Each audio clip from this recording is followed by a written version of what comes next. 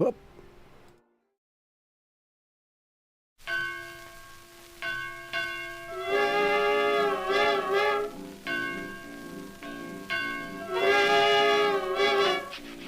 All aboard! Wildcat Special! Fast train! Going to leave here, Alabama! Don't stop, Mississippi! Possum Point, Georgia! Miami! Who's Amy? Miami! You mean your Amy? Bo Hunkers! Bo hookers? Bo Hunkers! Bo hunkers? Oh, I beg your pardon. Hoboken! Hoboken. Oh, well, Mr. Conductor, I want to go to Hot Town. What town? Yes, sir. That's the last stop. Last- All aboard! All right, sir.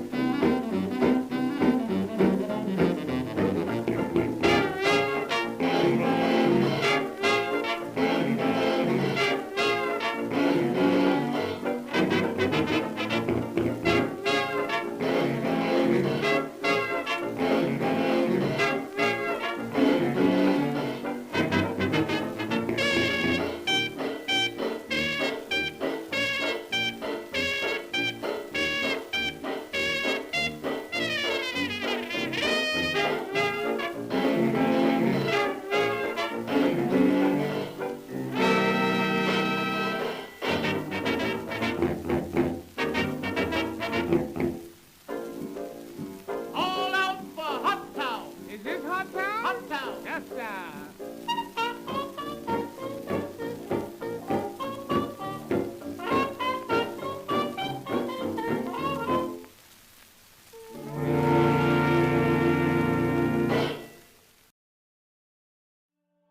Greetings and salutations, everybody.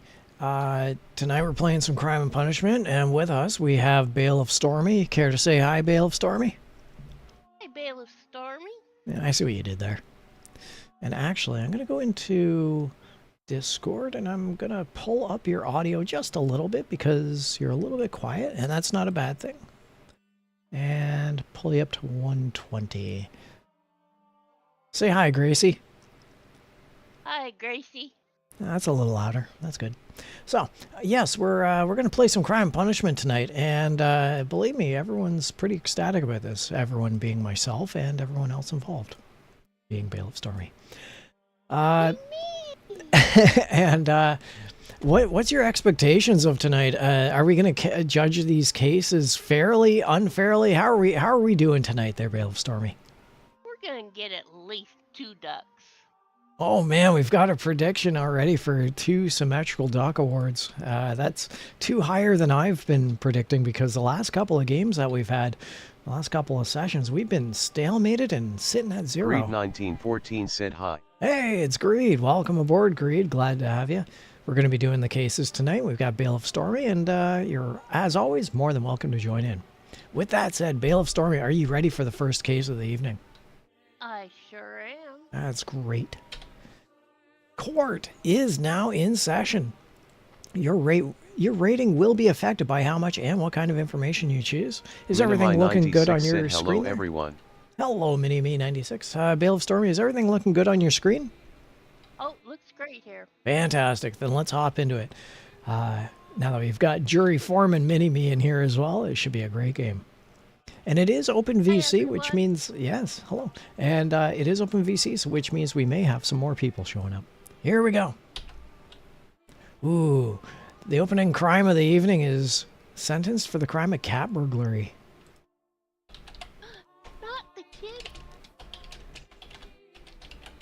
I said kitty. Tethercat said crime. Cat burglary. I heard kitties. I heard kitties. Minimi96 said how are you too? Well, I'm doing fine myself, Mini-Me. I've had a great day, a lot of road trips, and I'm quite relaxed. Bailiff Stormy, how are you doing tonight? I am wonderful. Fantastic. I had the privilege of speaking with Bailiff Stormy off stream, and I can assure everyone here that Bailiff Stormy is wonderful.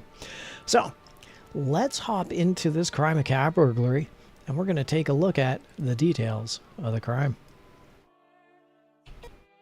And we're looking at demographics. The offender is a 20-year-old white Catholic woman. The victim was a 36-year-old white Catholic woman. The offender-victim relationship, they were confidants. Ooh, What do you call it when two cats talk to each other? what? I don't know. I mean, it wasn't really a joke. It was more a rhetorical question. But if I were to make it a joke, I'd say Cat fight. they would whisper to each other's ears. Aha! Yaha. Yeah, I got nothing. Okay. The weapon used physical injury. It's going to be like this all night, folks. Thanks for sticking around. The weapon used physical injury. There's none. The property damage or loss in this case of cat burglary, $700,000. Ooh. And once again, I'll just remind everyone, the offender and the victim were confidants. Hey, where do you keep all the money in your safe? In my safe. Great. What's the combination? 1, 2, 3, 4, 5. Thanks a lot. We're confidants now. The excuse given for this crime. The offender said she had to have money for a gambling debt. Hey, she was honest. Yes. First off, right there, she admitted that she did it. So she owned up. And yeah, she's being honest about it. So good for her. Let's look at the offender's criminal record. By the way, I'm just going to hop back. I want to see that she is a 20-year-old woman. So let's look at the offender's criminal record. And we're going to take a look at the adult prior crime types for this young gal. Her prior crimes include drug offenses. Oh. Her prior arrests and convictions. Age 20, she's had 4 recorded prior arrests and 2 recorded prior convictions. That's, Hard knocks. yeah, most likely. And let's look at the fugitive status on the day of the crime. She's on pre-trial release. So, she's definitely doing some crime. And today she'll be doing some time. The offender's reputation. She's also known as the Doc. I don't have any jokes for that. No. She's age 20. Do you want to see her juvenile court blotter, or do you think it's not relevant? I think she's had enough time to stand on her own 2 feet. There you go. Then let's take a look at the pre-sentence report. And we're going to take a look at her personal details. This 20-year-old woman is recently divorced. She sniffs coke, and she is a parochial school graduate. Huh. Her employment history says she's a seasonal worker. Okay. Yeah. And her courtroom prosecution details. The probation officer recommends prison. Wow. And the ACLU says that a harsh sentence would be an outrage. So I think the probation officer and the ACLU are going to come to fists in the parking lot later. Fisticuffs. Total fisticuffs. Are you curious to look at either the offender's upbringing or mental history? Mental history. All right. The offender is kinky. I don't really have a Barry White rasp to my voice. Otherwise, I'd do that. But yeah, that's the lowest baritone I had was the offender is kinky. We're gonna need a safe word. Her safe word is 1, 2, 3, 4, 5, and there's $700,000 in there. Everyone, thanks for sticking around for the comedy. We're here all night. And on that note, shall we take a look at the clipboard of justice? Yes, please. All right, we're going to review the known facts. In the case of cat burglary, the property damage or loss was $700,000. The offender and the victim were confidants. There was no personal injury. The offender is a 20-year-old woman. The victim was a 36-year-old woman. The offender said she had to have money for a gambling debt. The offender is on pre-trial release. The offender is also known as the Doc. Prior crimes include drug offenses. She has had 4 recorded prior arrests and 2 recorded prior convictions. The probation officer recommends prison. The ACLU says that a harsh sentence would be an outrage. Minimi96 said, why is everyone horny in these cases on court day? I don't know why everyone's horny in these cases on court day. Jury foreman Minimi. Also, welcome in Bailiff Otterkate. How are you doing tonight? I'm doing. Excellent. What we're going to do is I'm actually going to escape out and we're going to review the known facts once again. So at least you can catch up on this and then you can contribute on the next case. Does that sound all right? All right. All right.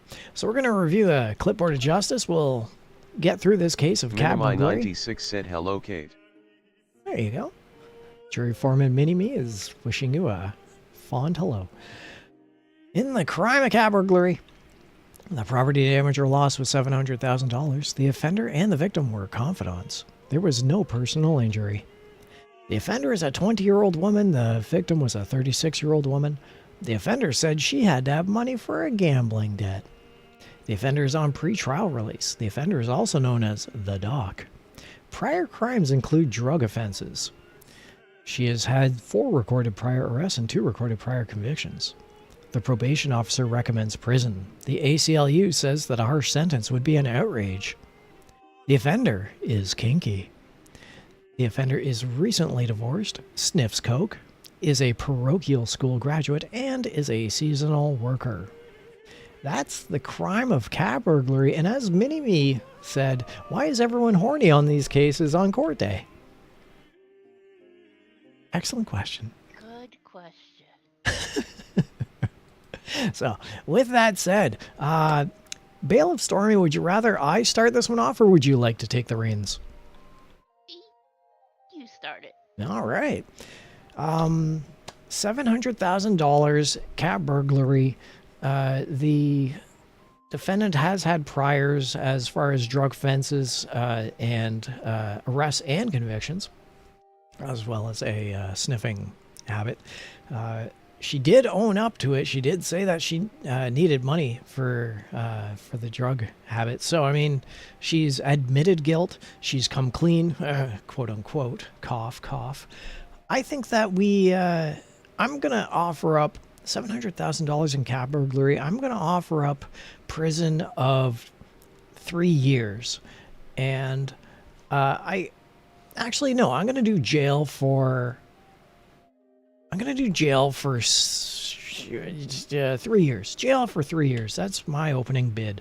I feel that prison would just be just that extra level of harsh for this 20-year-old. And I do think that a rehabilitation factor is available to her. So 3 years of jail. Bailiff Stormy, what are your thoughts?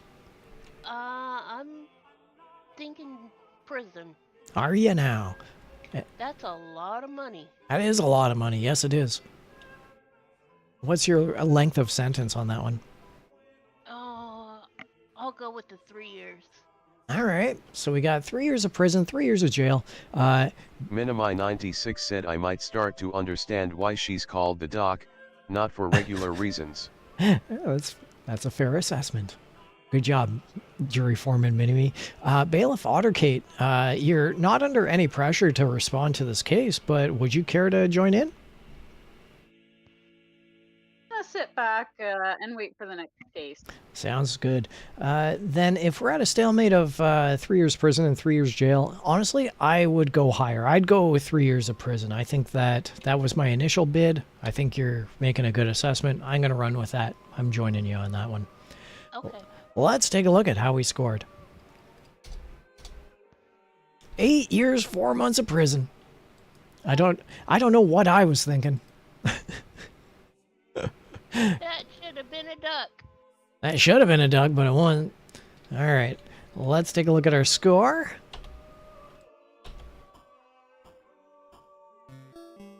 We got 3 gals.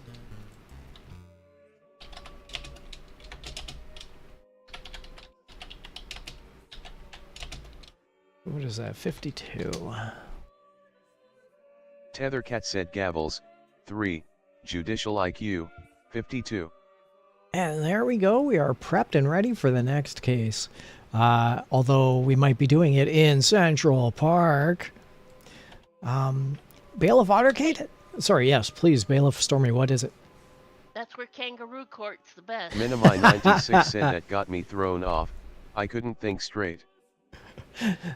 That kangaroo court definitely is Central Park Zoo. Mini-Me 96, yeah, the dock thing. Bailiff Ottercade, how are you doing tonight? I'm doing well. Excellent. Glad to hear that. Everybody else? Sorry? How's everybody else? I'm doing fine myself. I've had a good day. How about you, Bailiff Stormy? I am absolutely wonderful. You can... I had a wonderful day today. That's great. That is great. And with that said, are we all ready for the next case? Yes, sir. All right. Please never call me sir. I'm not a sir type. Not once, not never. I hardly own up to Mr. when I'm called Mr. T-Cat. Grandpa's fine, but never sir. All right. Okay. Now it's time for our... Grandpa. There we go. Now it's time for our next case. Remember, it is how much and what kind of information that is important. Ooh, the defendant is to be sentenced for the crime of hunting out of season. 25 years. We have an opening bid, Tethercat said 25 crime, years. Hunting out of season. Depends what they're hunting. Yep, Human. yep, 25. It does depend on what they're hunting. Let's take a look at the details of the crime. See even who's hunting. See what's hunting. See how it's hunting. Demographics are that the offender is a 33-year-old Oriental woman. The victims are the state and the people. And the offender... In Central Park. Well, we don't know that because Canada might request extradition, so we're not certain of these things yet. Okay. The offender-victim relationship for this 33-year-old woman hunting out of season, society is the victim.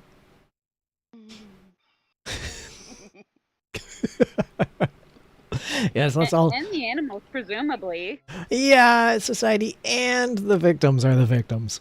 Yes. The weapon used physical injury, there was none. Asterisk.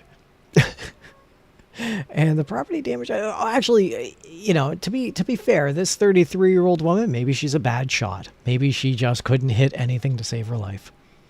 She couldn't hit the broadside of a barn? Right. Well, Wow. there's no injury to persons. They're just not mentioning animals. Well, they're just saying no personal injury. So maybe this judge wasn't personally injured by her actions. And she was hunting him. Who knows? Let's look at the property damage or loss. There was none. Again, asterisks. I'm pretty sure if she's hunting out of season, she was trying. She was trying.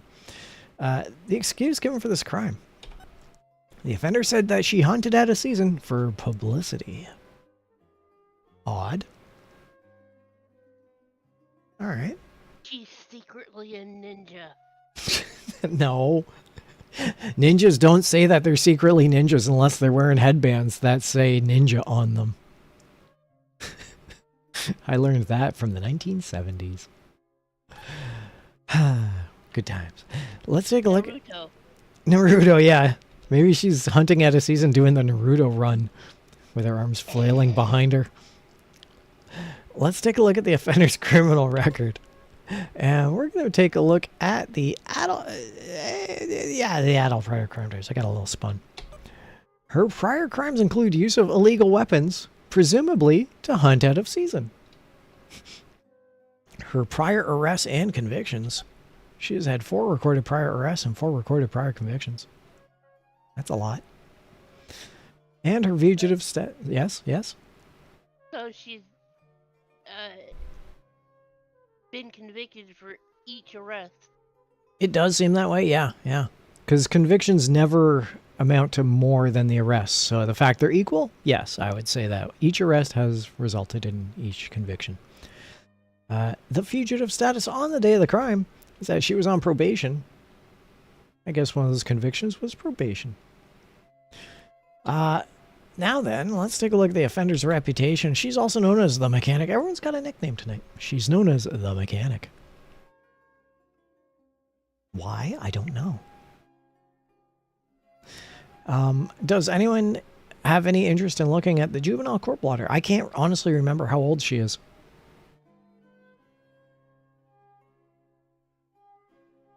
All right. I'm not... Not I. All right. No. I'm hearing nod eyes, so that's good. Maybe she was trying to hunt out a season for eyes and kept missing. The pre-sentence report? Yes. Getting all spun around. The personal details are that the offender is unmarried. She doesn't use drugs, and she's a graduate of the School of Hard Knocks. Hard Knocks being the trim-clad ad using a shotgun with paint. The employment history is that she has no job skills. I think that she's got some transferable job skills if she's hunting out a season. Ninja. Yes. Yes, that's the transferable job skill I was thinking of. Thank you very much, Bailiff Stormy. The coroner and prosecution details are that the defendant threatened a pre-witness for the prosecution. Whoa. And the defendant was defended by a public defender. Presumably not threatened. Are either of you curious about the offender's upbringing or mental history? Especially. I'm sorry, Kate. I only caught half of that. Not especially. Okay. Bailiff Stormy? Nah. Okay. That being the case, let's review the known facts. Because I'm curious how old she is. I think she was either 20 or 33. We'll find out. In the crime of hunting out a season, there was no monetary loss. Society and potential animals were victims. No personal injury. Asterisk. The offender is a 33-year-old woman. The victims are the state and the people. The offender said she did it for publicity. The offender was on probation. The offender is also known as the Mechanic. Her prior crimes include use of illegal weapons, and she has had 4 recorded convictions from 4 recorded prior arrests. The defendant threatened a pre-witness for the prosecution. The defendant was defended by a public defender. The offender is unmarried, she doesn't use drugs, she's a graduate of the School of Hard Knocks, and she has no job skills. And there we have it. That's the case of hunting out of season. Who here would like to go first on this one? All right, it's going to be Bailiff Stormy. Okay.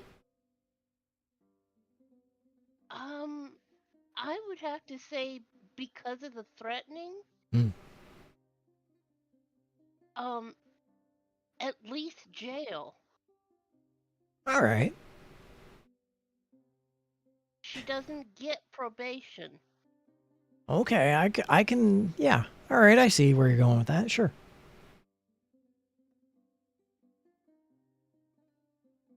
So now we just need a length of time. We can't just sentence her to jail and then forget about her and, you know, come back and there's a skeleton chained to the wall or anything.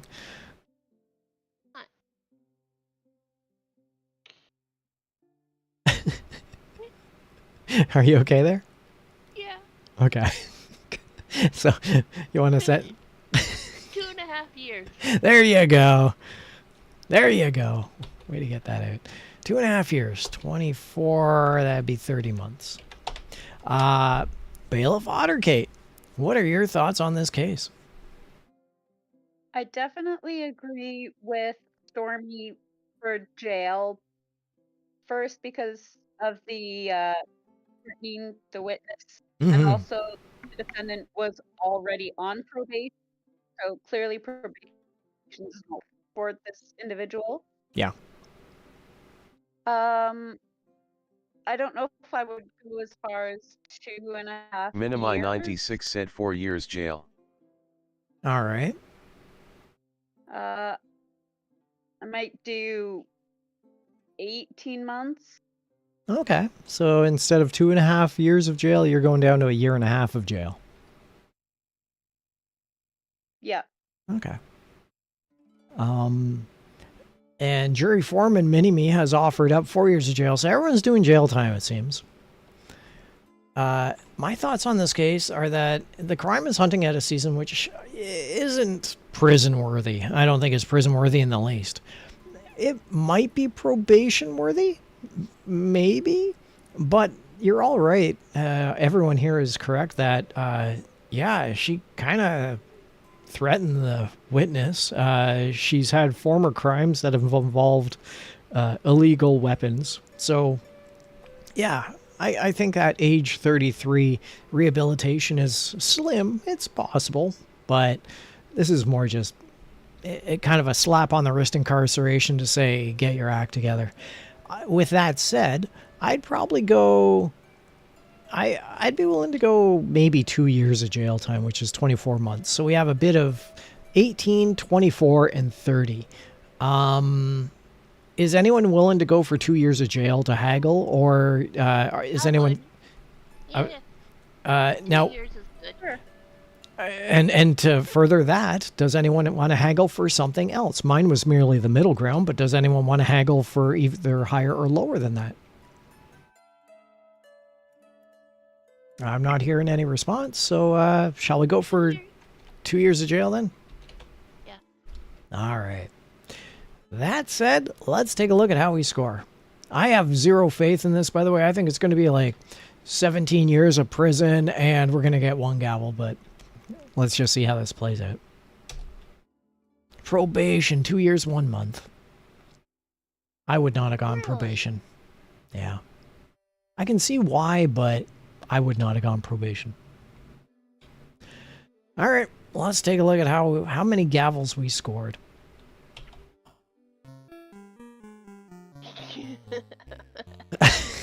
Yes? Have something you'd like to share with the rest of the class there, Bailiff Story? We almost got kangaroo court. We almost did. 31. Look at our judicial IQ plummeting. Tethercat said gavels, 1, judicial IQ, 31. And, yeah, sorry about that, jury foreman Mini-Me. 4 years of jail was definitely way too high as compared to that score. So all of us were kind of screwed on that one. Let's do up a quick hydration check. Everyone, it's hydration check time. Tethercat said hydration check. And we'll hop into the next case as soon as I get some water.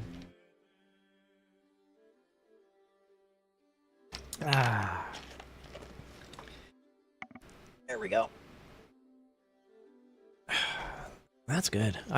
Today I managed to acquire enough resources to have a walnut crunch donut. So I'm just affixed with sugar currently. That sounds delicious. Don't get me wrong, it wasn't a good walnut crunch. In fact, I kind of screwed up the recipe, but it was edible. So, delicious You is... used a recipe? Yeah, I took a chocolate... You made it? I took a chocolate glazed donut, and then I took chopped up walnuts, and I dipped the chocolate glazed donut into the walnuts. Like a store-bought donut, I just kind of smashed into a plate full of walnuts, and then I ate that. So that's my recipe, quote-unquote. And how did you mess that up? The glaze wasn't exactly adherent, so I smashed the chocolate glazed donut into the plate full of chopped walnuts and came out with a smushed chocolate glazed donut with like one tiny fragment of walnut hanging precariously off it and a plate full of smushed kind of glazy walnuts. It was just a bad time all around, but I ate it all. So delicious, quote unquote. Yeah. I'm all sugared up. Shall we get to the next case? Yes. Well, it's time for the next case. Remember, it's how much and what kind of information that is important. See? It's these little things in life, right? The defendant is to be sentenced for the crime of shoplifting. Ooh. Incidentally, Tethercat said crime, shoplifting. it's October. Happy October, everyone. It's the month of Halloween, and you can't get any spookier crimes than shoplifting. So, keep that in mind. I have no idea what I'm talking about. It's the sugar talking. Let's take a look at the details of this crime. And we're going to look at the demographics. The offender is a 29-year-old black Catholic male. The victims are the state and the people. The offender-victim relationship, any victims from shoplifting were a mere statistic in the offender's eyes. All right. The weapon... Society, yes. The weapon... the weapon used in physical injury, there was none. The property damage or loss, $305. That's not a lot. That's not very spooktacular for October. The excuse given for this crime, the offender said he didn't do it. For $305, I'd also say I didn't do it. That's a very small amount. How old was this guy? He was 29. He was shoving the pumpkins underneath a dress. $305 worth of pumpkins? Are they gold-plated? How big was the dress? How big were the pumpkins? He was pretending he was pregnant. You could only have one pumpkin at that point. That's like 3. that's. Oh, I see where you're going with that. It took me a moment. On that note, the offender's criminal record. Let's just wash our brains of this. Happy October, everybody. The juvenile court block. No, not that. We're gonna go for adult prior crime types, and they include theft. Surprise, surprise. The prior arrests and convictions. 12 recorded prior arrests, 6 recorded prior convictions. That's a lot of pumpkins. And the one for each month. One for each month. It's Happy St. Patrick's Day. Steal a pumpkin. The fugitive status on the day of the crime is that he left a drug detoxification program. All right. So if he's stealing pumpkins, what do you want to bet that his name is Gord?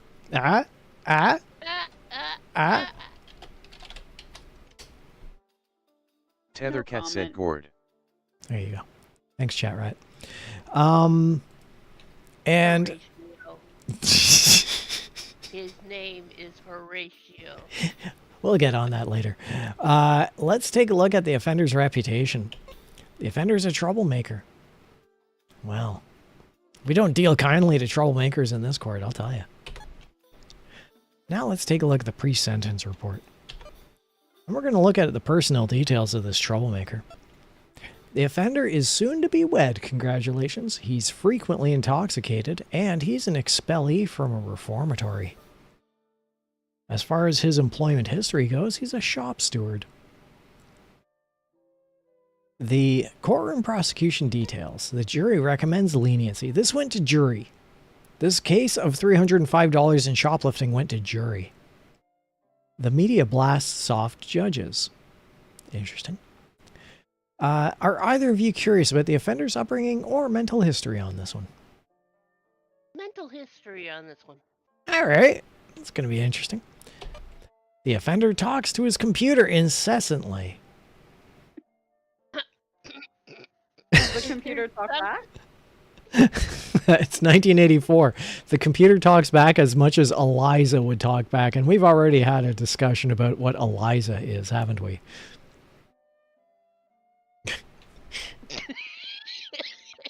Yeah, you remember that. Okay.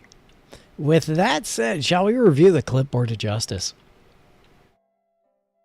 Yes. All right. Are you okay there, Bailiff Stormy? No. Okay. Keep it together. Keep it together. You got to keep it together so that you can do a sentencing. At that point, we'll let you loose. We'll let you off the leash, if you will. The crime is shoplifting. The property damage or loss was $305. Any victims were a mere statistic in the offender's eyes. There was no personal injury. The offender is a 29-year-old male. The victims are the state and the people. The offender said he didn't do it. The offender left a drug detoxification program. The offender is a troublemaker.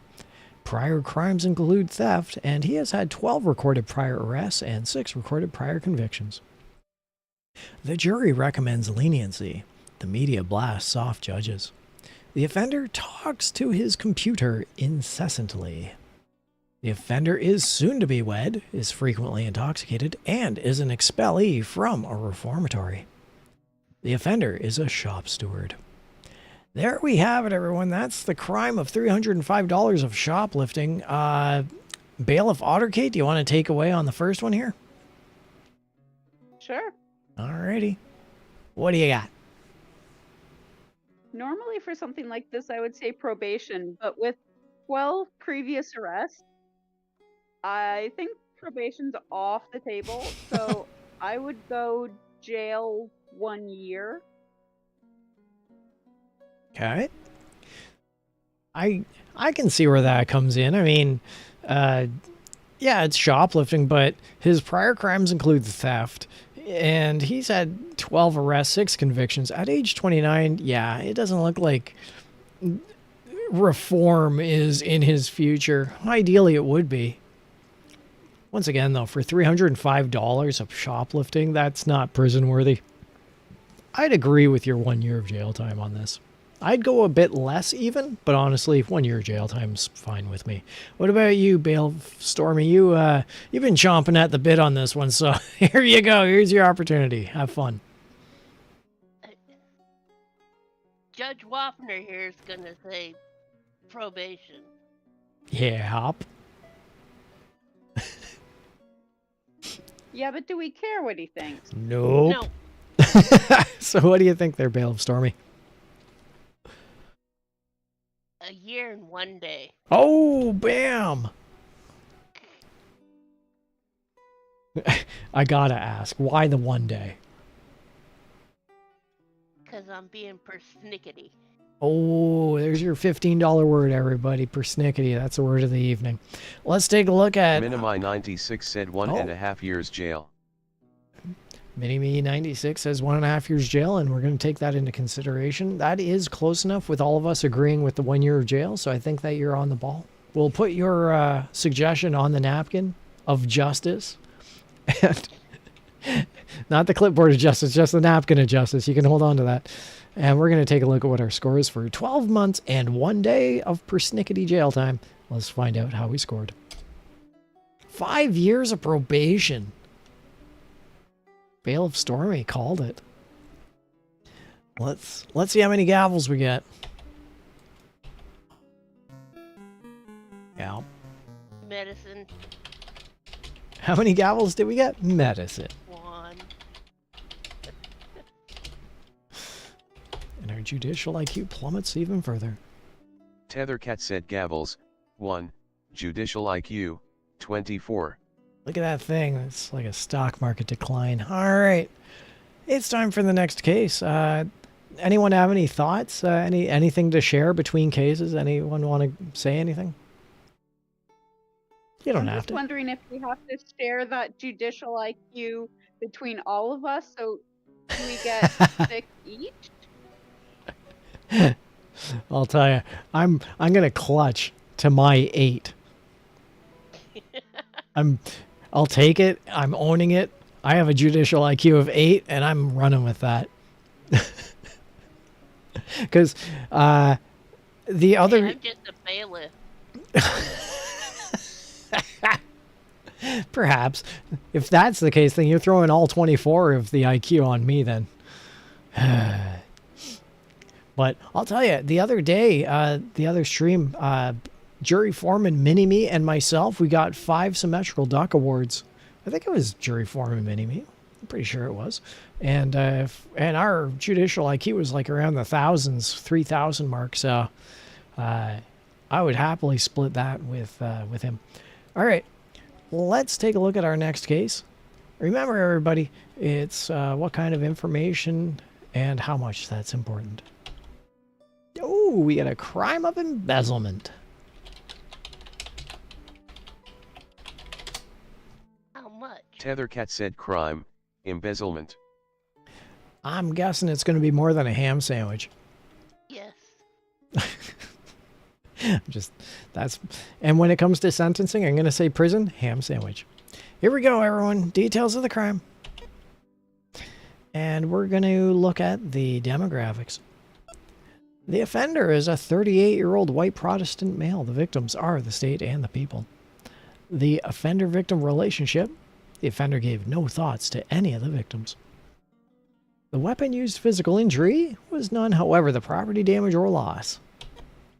$1,195. That's not too much. What even is embezzling for $1,200? Like, that's like, it's like, That's lunch money now. it kind of is.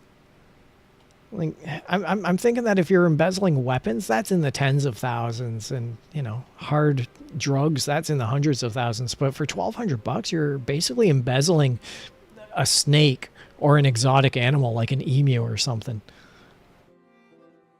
Kangaroo for kangaroo court. Who knows? All right, let's look at the excuse given for this crime. The offender said he needed money. Plain and simple. Cut and dry. The offender's criminal record. Let's take a look at this 38-year-old man's criminal adult prior crime types. Yeah. They include nasty things, of which he's had 2 recorded prior arrests, 1 recorded prior conviction. The fugitive status on the day of the crime is that he's wanted by the FBI. And the offender's reputation, he's an active member of the PTA. I think it's safe to say we all don't like this guy. Nope. The pre-sentence report. And actually, you know what? At this point, does anyone just want to straight up reach a decision? Not even review the known facts, not even go through the rest of the case. Is anyone curious to reach a decision at this point for $1,200 of embezzlement? Prison? All right, we have an opening bid of prison. What do you want to sentence him to? 25 years. That's a little harsh, but I'm running with it. Bailiff Articate, do you want to run through the rest of the case, see the rest of the facts, or are you cool with sentencing? I'm cool with sentencing, but I think that's definitely too harsh, considering we're only judging him for the crime of embezzlement and not for the rape. Yeah. For embezzlement,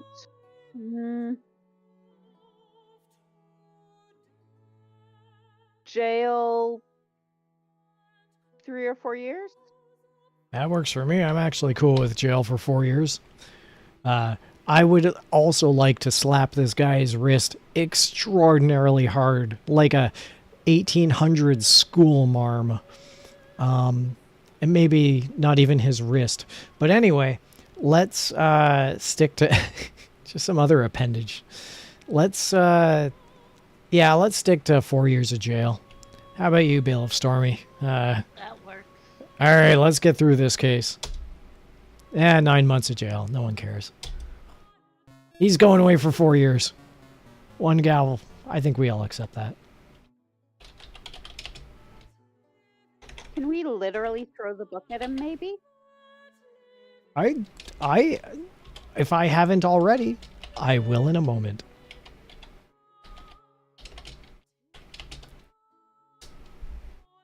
Tethercat said gavels, 1, judicial IQ, 21.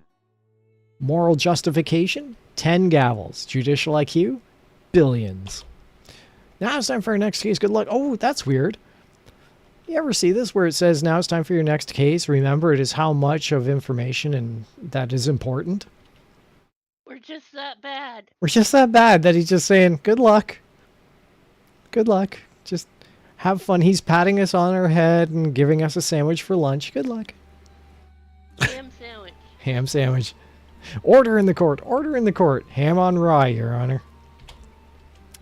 The defendant is to be sentenced for the crime of smuggling.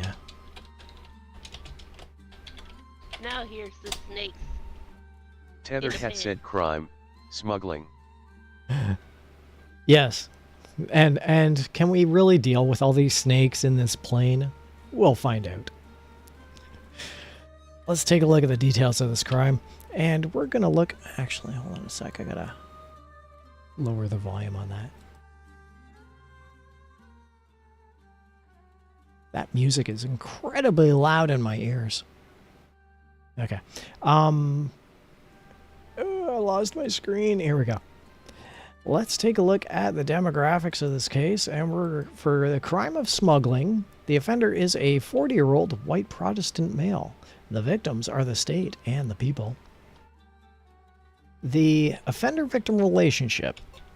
The offender said that the victims should have been more careful. The demographics are such... No, not the demographics. The weapon used. There was none. Property damage or loss in the crime of smuggling, $31,000. That's not chump change. And the excuse given for this crime. The offender said the devil made him do it. The devil's in the details, and the details are all in the packaging of this smuggling operation. $31,000. Curious, what are... He's 40 years old. $31,000. Let's take a look at the offender's criminal record. And we're going to look at adult prior crime types. Yeah, once again, these are some nasty individuals we're dealing with here. He's had 10 recorded prior arrests and 9 recorded prior convictions. Let's take a look at the fugitive status on the day of the crime. He's wanted for child support. I don't like this guy either. I don't like any of these people. The offenders... Says a lot for your morals.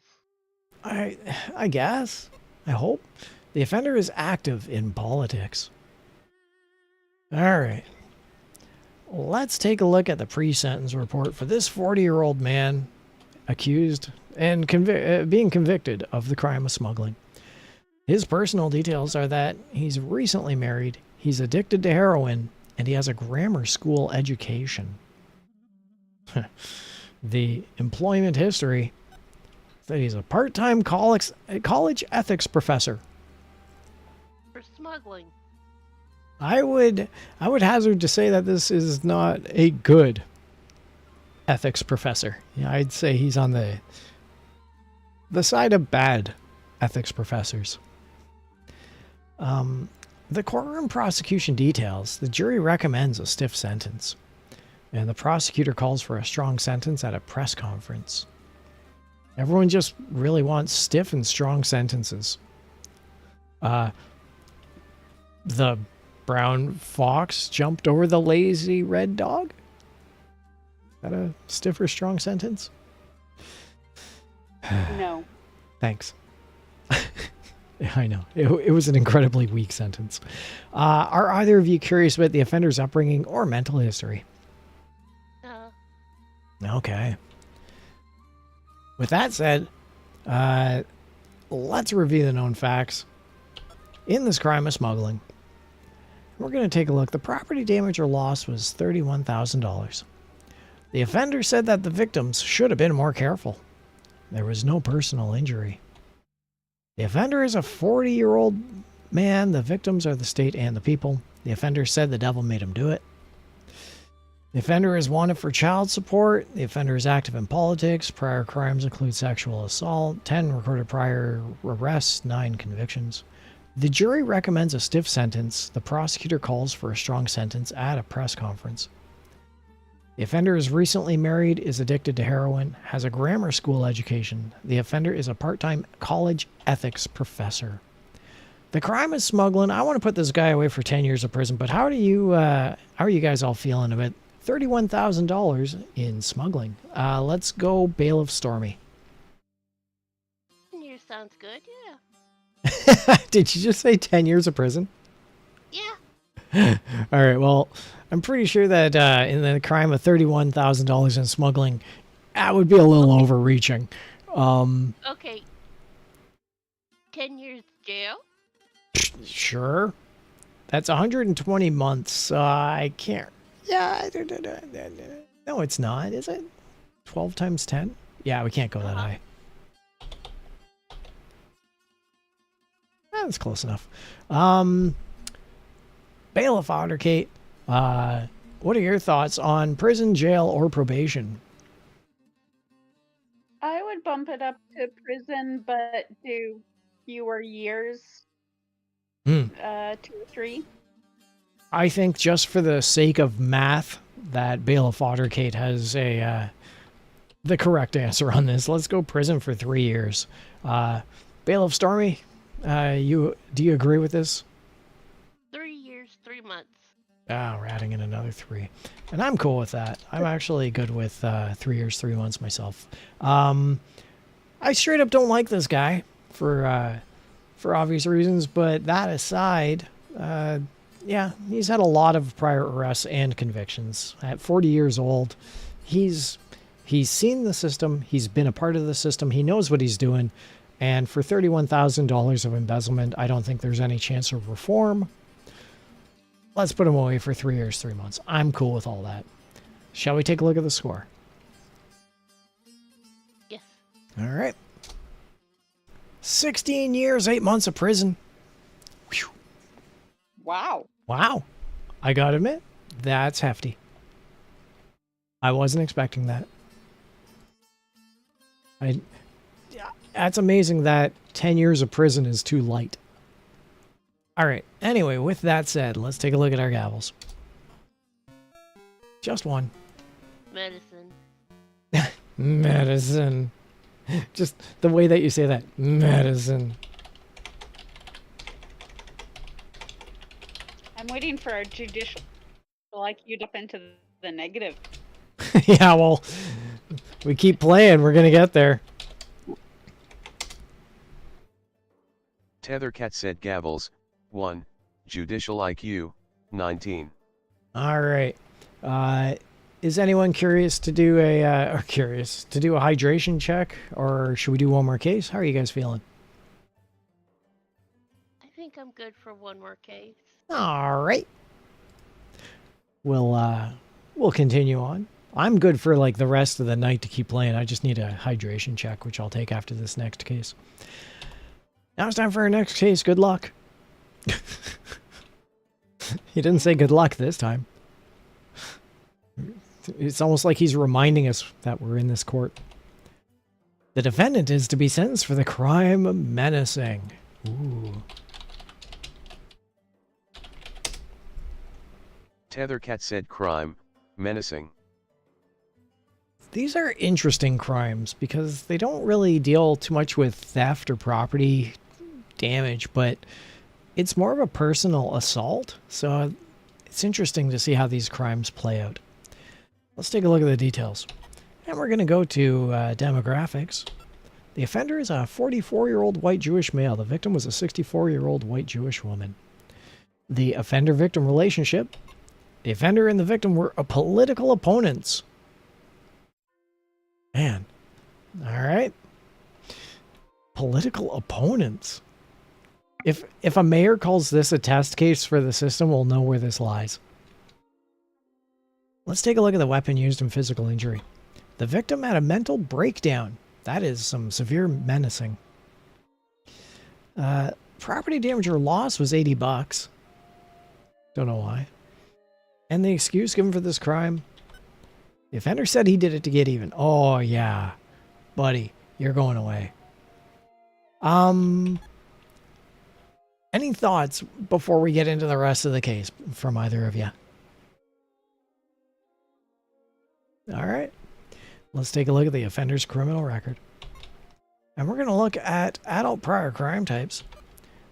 Specific crime type of information is unavailable. That's always a red flag. Prior arrests and convictions are 6 recorded prior arrests and 1 recorded prior conviction. The fugitive status on the day of the crime is that the offender dropped an Alcoholics Anonymous program. And the offender's reputation, he's a stoolie. He's a political opponent and a stoolie. Are either of you interested in this 44-year-old man's juvenile court blotter? I don't think so. No. No. Let's take a look at the pre-sentence report. And we're going to look at his personal details. The offender is married, he smokes cigars, and he is a computer school graduate. Oh, that's an interesting one. All right. The employment history for this guy is that he's a union official. Oh, I don't think I've ever seen that one. As far as that could be the cause of the political opponents and the menacing right there. The courtroom prosecution details are that the defendant gave up his Confederates. That's odd. In menacing. A radio commentator calls you soft, like we care. Now, are either of you curious about the offender's upbringing or mental history? I want to know what kind of mental history. Hmm. I mean, to get into politics?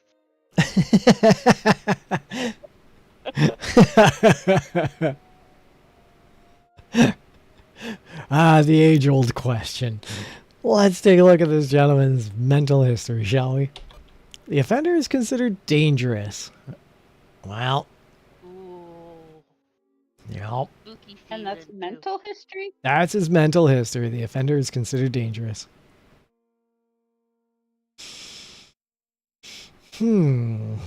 Okay. With that said, shall we review the clipboard of justice? Yes, please.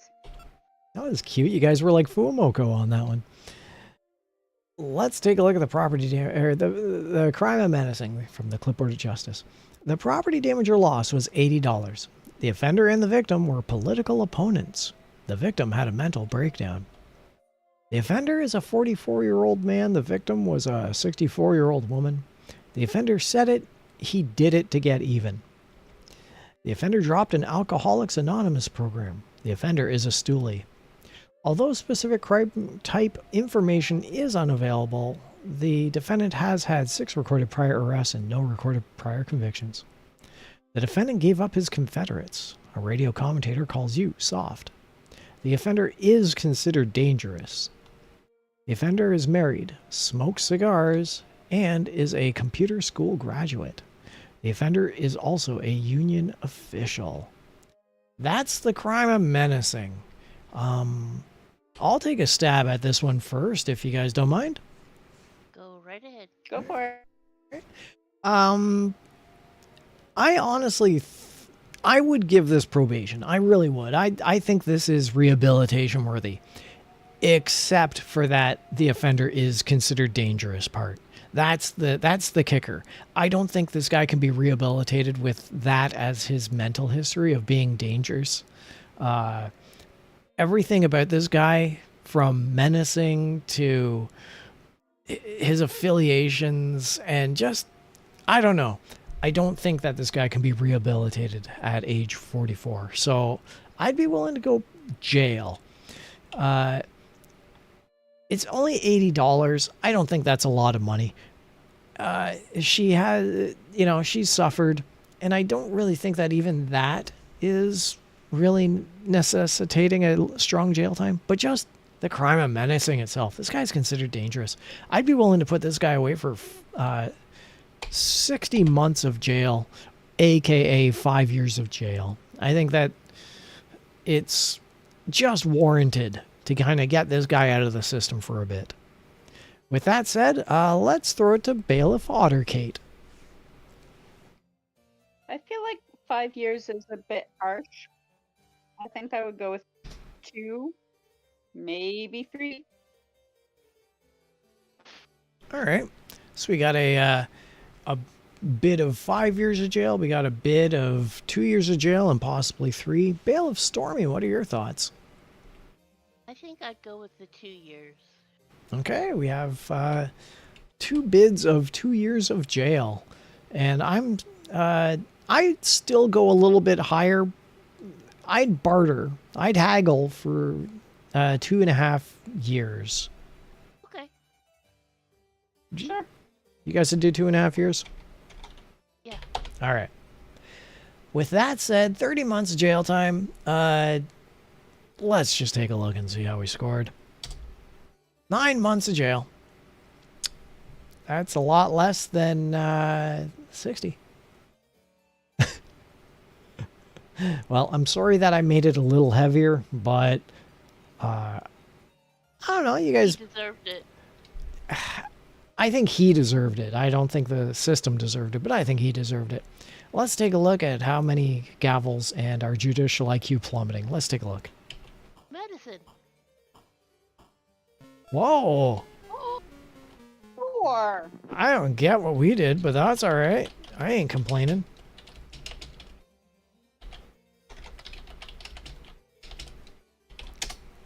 I love how they're saying Tethercat it's said only 4 gavels. gavels. 4. Like, Judicial we're saying, IQ, "Woohoo, 4 28. gavels." Yeah. I love how we have a judicial IQ of 28, but we're going, woohoo, because it's not 19. We're smart. It's because the judge didn't say good luck to us. That's why. All right, I'm calling a hydration check because it's the top of the hour. Tethercat said hydration check. There we are.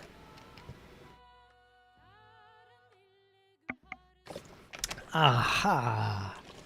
And now, how are you guys doing? Are you in for many more cases? What's the verdict on how both of you are feeling? I'm up for more cases. Yay! I think I'm up for more cases too. Yay! With that said, let's get into the next case. Remember, it is how much and what kind of information that is important. I really like that good luck. That was nice. That was a touch of kindness, which was not present in that previous session when he made fun of me. This game made fun of me on the last session. There was a case, and I took a look at the mental history, and he said the computer, the guy suffers from acute anxiety. Don't you? Or something like that. And I got really riled. The game. Oh, I remember that. Yeah, that threw me off.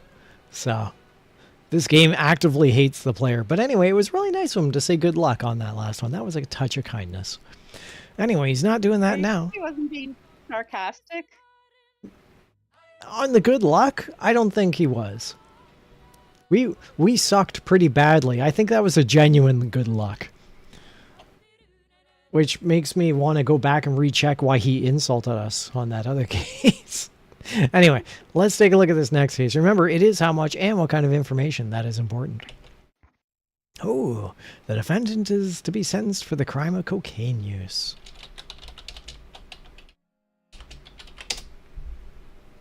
Tethercat said crime, cocaine use. And with that said, let's take a look at the details of this crime. We're going to look at the demographics. The offender is a 47-year-old white Catholic woman. The victims are the state and the people. The offender-victim relation... Sorry, what's that, Bailiff Ottergate? I would argue that the defendant is also a victim. Yes, I would agree. The offender-victim relationship, including herself, society, including herself, is the victim. The weapon used in physical injury, none, asterisk, of course. The property damage or loss was none. And the excuse given for this crime, the offender said she did cocaine for publicity. Was she part of club, what was that club? Club 54, was that it? Studio 54? Studio 54. Was she part of Studio 54? She must have been. She must have been. Let's take a look at the offender's criminal record. How old was she? 47, I think. And her adult prior crime types are unavailable, but her recorded priors and arrests, she's only had 3 arrests. Her fugitive status on the day of the crime is that she left a drug detoxification program. Yeah, that checks. The offender's reputation. She's also known as the mechanic. To be fair, she does sound like a bit of a tool.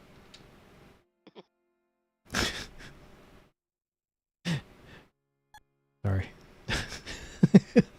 Sorry. I I know you can't see it, but I'm rolling my eyes at you. Oh, Bailiff Watergate, are we doing that now? Are we doing that? Is that what's going on? Yes, we are. Ooh.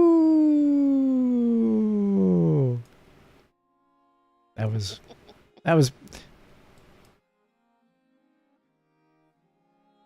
I'm working on it. Ooh. There we go. How'd you roll your eyes too there, Bailiff Stormy? All right. Thing. And let's take a look at the pre-sentence report. We're going to take a look at the offender's personal details. This 47-year-old woman is engaged to be married. Congratulations. She drinks temperately, and she is a beauty school dropout. I love that song. The employment history is that she is a self-employed professional. I hope School dropout. I hope it's not for beauty salon or something, because that's awkward. Let's take a look at the courtroom prosecution details. The defendant waived, this apparently went to jury, but she waived it. Okay. Maybe she was the only sane one in the room who said, no, I don't think this needs to go to jury, thank you very much. A state commission investigates you for corruption.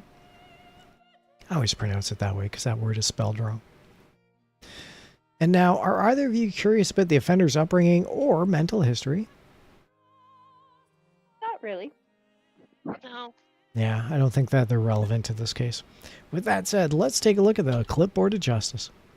And in the crime of cocaine use, asterisk, there was no monetary loss. Society is the victim. There was no personal injury. The offender is a 47-year-old woman. The victims are the state and the people. The offender said she did it for publicity. The offender left a drug detoxification program on the day of this trial. The offender is also known as the mechanic. Although specific crime type of information is unavailable, she has had 3 recorded prior arrests. The defendant waived a jury trial. A state commission investigates you for corruption. The offender is engaged to be married. She drinks temperately. She is a beauty school dropout, and she is a self-employed professional. With that said, the crime is cocaine use. Who would like to go first on this one? I will. All right, Bailiff Ottergate, take it away. Probation, definitely. And I think we should give her enough time to get some help and maybe successfully complete a rehab program. So I would say 8 or 9 months. Months? For the quote-unquote crime of cocaine use, you're only going to give her 8 or 9 months?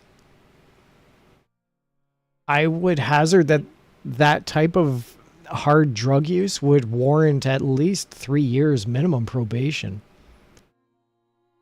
That's if you're looking to get her rehabilitated, clean, and set on the right path. Yes, I am. So I will adjust to 3 years. All right. And again, that's minimum. Bailiff Stormy, what are your thoughts on this case and on its judgment? 3 years sounds good. A probation? Yeah. So you're not going to recommend 15 years of prison? I'm just testing the waters. You sure? Okay. All right. That was my alternate. All right, let's do 3 years of probation. Once again, I would go higher. I would say anywhere between 8 to 10 years of probation. Once again, not due to the crime of cocaine use, but definitely heavy on the probation aspect, the rehabilitation. But I think that we could suffice with 3 years of probation. Let's take a look and see how he scored. Jail, of all things, for 1.5 years. That's harsh. That's Our IQ's definitely going down. Yep. yeah, but our moral justification is definitely going up, and I'm comfortable with that too. Let's take a look at how he scored. Medicine. Medicine. Medicine. I kind of like the way that you gruffly say that. You already know the forsworn conclusion without even getting there. Mm-hmm. Tethercat said gavels, 1, judicial IQ, 25. All right, and with that said, let's hit up the next case. Remember, it is how much and what kind of information that is important. The defendant is to be sentenced for the crime of arson. Is it a good thing or a bad thing we haven't had any cases of like presidential assassination or anything yet?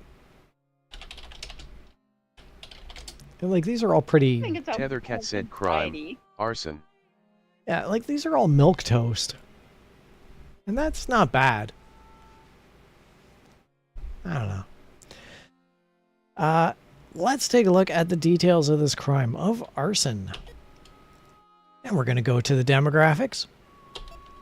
The offender is a 28-year-old Hispanic male. The victims are the state and the people. And the offender-victim relationship, the offender had no knowledge of any of the victims. Yikes. The weapon-used physical injury was none. However, the property damage or loss for this case of arson was $1.7 million. That's not a shed. Mm-mm. No. Well, maybe really, really nice. It was a shed with $1.5 million chainsaw in it. Anyway, I'm curious to see how this plays out because there's got to be a reason this guy had an arson of 1.7 million on this one. The excuse given for this crime? He said he didn't do it. Well, he said he didn't do it, but we'll find out whether that's the case or not. Once again, he's 28 years old. Let's take a look at his criminal record. And we're going to go to adult prior crime types. They include receiving stolen property. The prior arrests and convictions for this 28-year-old, he's had 4 recorded prior arrests and 2 recorded prior convictions. His fugitive status on the day of the crime, he's a bail jumper. And the offender's reputation, he's a known racketeer. So it doesn't seem like this guy is a clean individual, all things considered. Does anyone care to see this 28-year-old's juvenile court blotter? And remember, he said he didn't do it, so it may be relevant. Yeah, let's go ahead. All right. It's the difference between he operated a lemonade stand or he committed arson. Let's find out. The offender's juvenile offenses include a high school break-in. Yeah, this guy, yeah. I don't know. Yeah. It doesn't sound like he's squeaky clean on this one. The pre-sentence report and his personal details. The offender is recently divorced. He's a teetotaler, and he has a correspondence school degree. His employment history is that he has a steady job. I'm trying to think of jokes and witty things to say, and I'm kind of struggling on this one. There's not a lot of humor in this case. The courtroom prosecution details. The probation officer recommends leniency, and a public pressure group calls you weak. Are either of you curious about the offender's upbringing or mental history? Mental history. All right. The offender lives constantly in the past and broods around. Weird. He's a weirdo. The offender is a weirdo. Actually, isn't that one of the actual mental histories? The offender is a weirdo. I can distinctly remember June Kawamori laughing very hard at that one. And I remember myself laughing very hard at that one. Okay. Shall we review the clipboard of justice? Yes. Once again, you guys echoing Fuamoko on that one. Congratulations. In the case of arson, the property damage or loss was $1.7 million. The offender had no knowledge of the victim. There was no personal injury, The offender is a 28-year-old man. The victims are the state and the people. The offender said he didn't do it. The offender is a bail jumper. He's a known racketeer. His prior crimes include receiving stolen property. He's had something of an akin-related juvenile offense. He's had 4 recorded prior arrests, 2 recorded prior convictions. The probation officer recommends leniency. A public pressure group calls you weak. The offender lives constantly in the past and broods around. The offender is recently divorced, is a teetotaler, and has a correspondence school degree. As well, the offender has a steady job. That's it. That's our case of arson. Who would like to go first on this one? All right, I'll go. I think that arson is a federal crime, and for $1.7 million, this guy's going to prison. It should not be a slap on the wrist. He said he didn't do it, but his past history and the fact that he was actually arrested and is reaching the sentencing stage basically says he did do it. I'm thinking it's going to be 5 years of prison minimum. I'm willing to haggle up, but I'm curious to hear what either of you would have to say. Who wants to go next?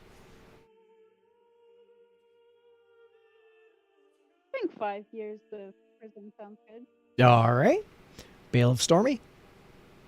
I was just going to say the same thing. Well, then there we go. We're all reaching the same conclusion, which is going to award us no more than 1 gavel and some sadness with the judicial IQ.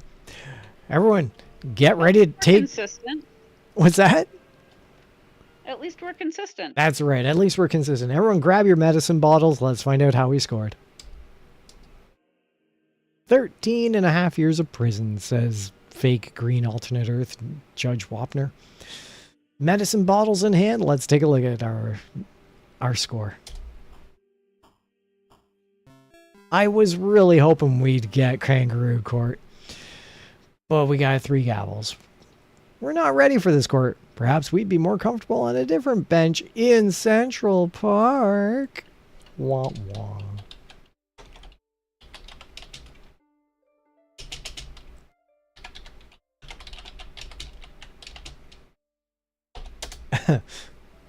Tethercat said gavels, 3, judicial IQ, 29. Man, our judicial IQ is just scraping the bottom of the barrel. You know, we do really good when there's presidential assassinations. I'm just saying. Yeah. Are you guys in for more cases? I know I am. I'm in for the long haul. How are you guys feeling right now? I think I'll see what the next case is for and decide at that point. Okay. Bailiff Stormy? I'm getting to the point where I'm about ready for bed. Then if that's the case, I suggest that if this is a good leaving point, if either of you are interested to take off, then please, by all means, I'm not going to hold you. If Bailiff Otterkate, you want to see what the next case is, that's fine too. Bailiff Stormy, are you going to take off? After this one. All right. Let's take a look at the next case. Good luck. The defendant is to be sentenced for the crime of bribery. A barn burner of a case. Man, they don't come much harsher than this one. Tethercat said crime, bribery. Bailiff Otterkate, are you in for this or are you taking off? I'll stick around for one more. All right, then let this be the final case of the night for both of our esteemed bailiffs. Let's look at the details of this crime. With that said, though, I want both of you to be on your top tier. I want both of you to be throwing your A game on this case of bribery. Here we go. Let's look at the demographics. The offender is a 31-year-old black Protestant male. The victim was a 61-year-old Oriental male. The offender-victim relationship, they were acquaintances. The weapon used physical injury, in this case a bribery, was none, and the property damage or loss was none. So nothing happened. The excuse given for this crime, the offender said the reason was peer group pressure. Ooh. Once again, he was 31 years old. So, anyone have any thoughts on this nothing happened crime from this 31-year-old man? Just what kind of people does he hang around with who are pressuring him? Like, go bribe somebody. Hey, you know what we Well, haven't... if you do. What's that, Bailiff Autocate? You'll be cool if you do bribe somebody. Hang out with the cool gang. You know what we haven't done in a long time? Bribery. Yeah. Let's get together and do some bribery. Yeah. You go first. All right. Let's take a look at the offender's criminal record here. And we're going to look at his adult prior crime types. And they include, yikes. Whoa. Man. Really? Yeah, this guy's had 6 recorded prior arrests and 1 recorded prior conviction. His fugitive status on the day of the crime is that Arizona wants him, but with like a 10-foot They pole. can have him. Yeah. And the offender's reputation, he's a common thug. I'll tell you. I don't think any of us want to look at his juvenile court blotter. I don't think any of us want to look at anything. Does anyone want to continue on with this case or reach a decision? I leave it to you.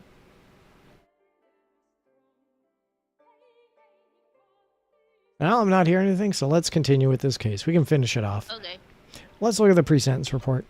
And we're going to take a look at his personal details. This 31-year-old man is separated. He pops pills. And, get this, he's a criminal justice major. Huh. He's had a lot of arrests, so I think he's seen quite a bit of the system. His employment history is that he's a menial laborer. And the courtroom prosecution details, the defendant was convicted by a jury. Wow. This crime of bribery where nothing happened, he was convicted by a jury. That's interesting. Are either of you curious about the offender's upbringing or mental history in this crime of bribery? Mental history. All right. The offender is a chronic bedwetter. Serves you right.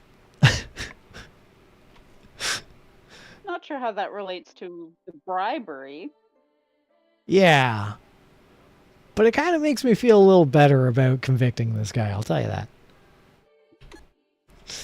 I don't like this guy. All right.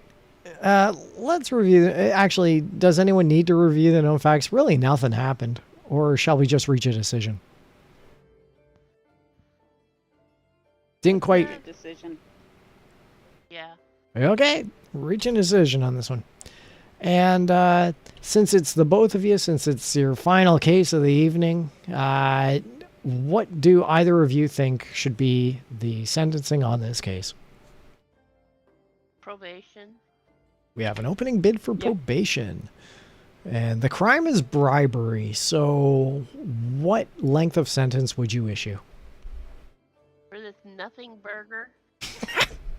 Yes.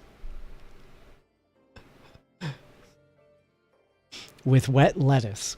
What would you give for this? How long would you give for this crime? 2 years. Okay, we got an opening bid of 2 years of probation. Bailiff Otterkate, what are your thoughts?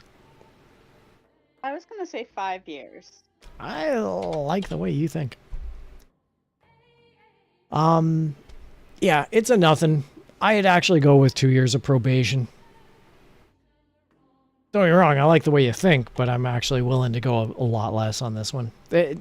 Had anything happened, I think it would warrant a higher level of probation, but I think 2 years is pretty good for just nothing. Is everyone comfortable? Does anyone want to haggle? No. All right. Then let's take a look. 2 years of probation. Let's see how we scored. Get your medicine bottles. Jail for 1 year and 2.5 months. says the math in my head. Well, that's a year and a bit of jail is a little bit harsher than 2 years of probation, but I don't think it's justified. Let's take a look at how we scored. Oh man. I was really hoping there would be something more than that. Judicial IQ. Tethercat said gavels, 1, judicial IQ, 27. Well, we're hovering. As Bailiff Otterkate said earlier, we are consistent. That was to be your last cases of the evening, and I won't discourage you if such is the case that you want to take off. How are you feeling? Is this where you bid farewell? Yes. All right. Bailiff Stormy, thank you so much for joining in tonight. It was a pleasure having you. I'm glad that you're feeling wonderful. We're ecstatic for you feeling wonderful. And thank you for coming, Kate. You're welcome. It was cool to hang out, and I'm glad you're having a good time. Yes. You take care, and you have yourself a great night, Bailiff Stormy. Now, Bailiff Articade, are you also going to be taking off as well? Yeah, I think it's time for to hang up my gavel or bailiff, whatever bailiffs use. Bailiffs use the fist of justice, the brass knuckles of the law, the notepad of taking notes. All right. Bailiff, both bailiffs, both of you, thank you very much for being part of the stream. I'm going to continue on. I'm going to have a couple more cases, but I wanted to thank you. Have a good night, both of you. Take care. Get some good sleep. Get some good food. And we'll see you on the next cases when they come around. Good night. Good night. And there they go. Fantastic to have them around, as always. It's always a pleasure to have more and more people join in on these cases. Well, those have been some interesting cases we've had all night. They've been fairly innocuous. Not a lot's happened. We still haven't hit a symmetrical duck, and we haven't seen any completely outrageous cases yet. And I'm starting to yawn, so we'll continue on to the top of the hour, which means probably about three or four more cases on my end. I'm actually going to toss on Translation Chan. Translation Chan Doko. All right, everybody. We're gonna see what cases we have coming up now. I guess we can turn up the volume on the music.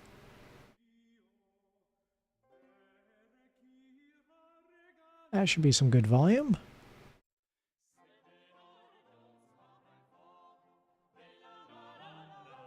There we go. Yeah, that's fine.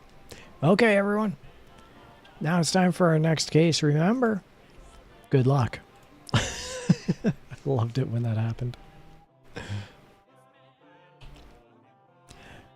The defendant is to be sentenced for the crime of non-support of dependents.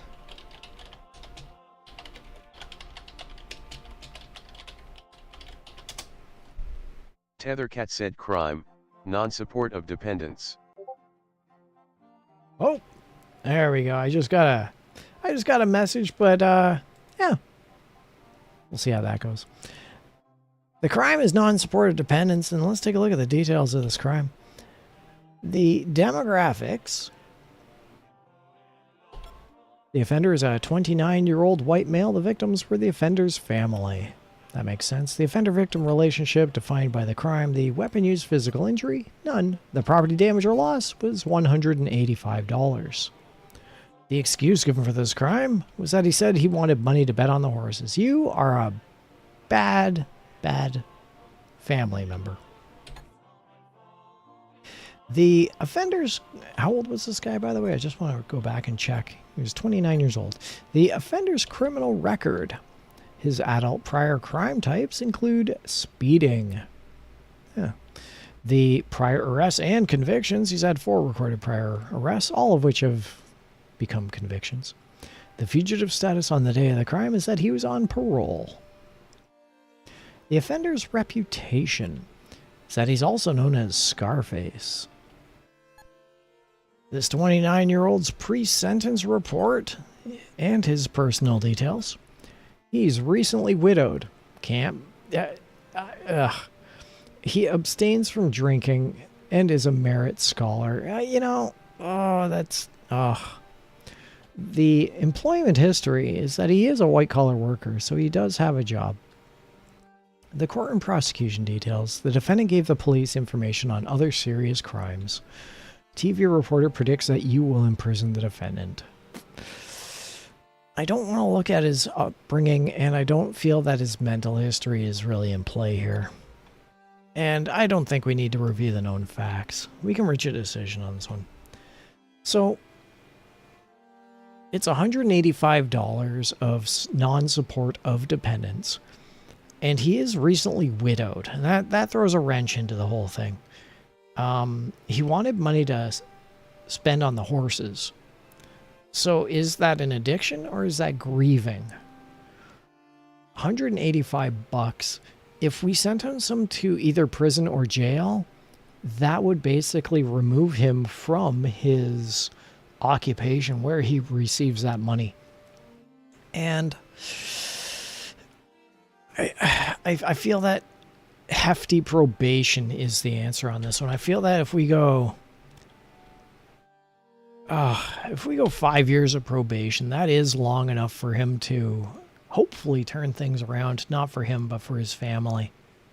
And that's really who we're concerned about in this case.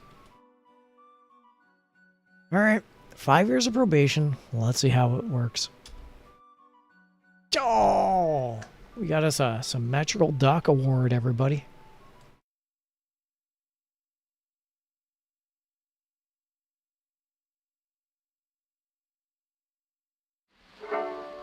Hello, folks. You know I've been picking and trying to pick up banjos for 40 years or more. I used to just play the imitations, but now I'm going to give you a little of the variations of Casey Jones.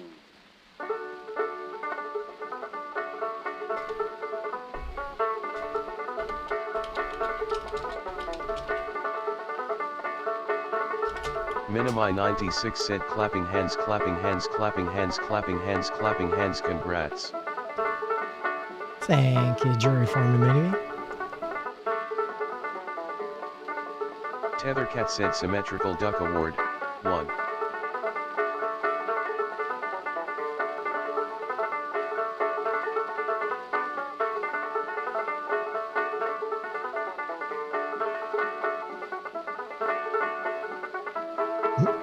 I love this GIF. Yeah. And there we go. That's our first symmetrical duck award, not just of the night, but of the last couple of games. I doubt we're going to get 12 or 10 gavels on this one, but we'll take a look at what our score is.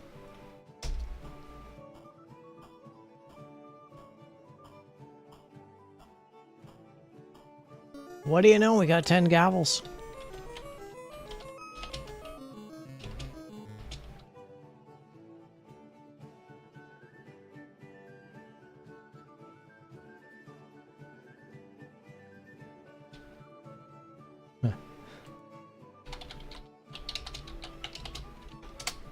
And our judicial IQ. Tethercat said gavels, 10, judicial IQ, 43. We've already increased our judicial IQ by quite a bit with that one. Wow. 10 gavels, there's no judge you can't match. You should be the Chief Justice of the Supreme Court. Well, thank you very much, fake green guy who I'm not too fond of. Fantastic. I think we're going to do all right on this one. Let's take a look at our next case. Remember, it is how much and what kind of information that is important. Actually, I'm I'm really quickly going to take a hydration check.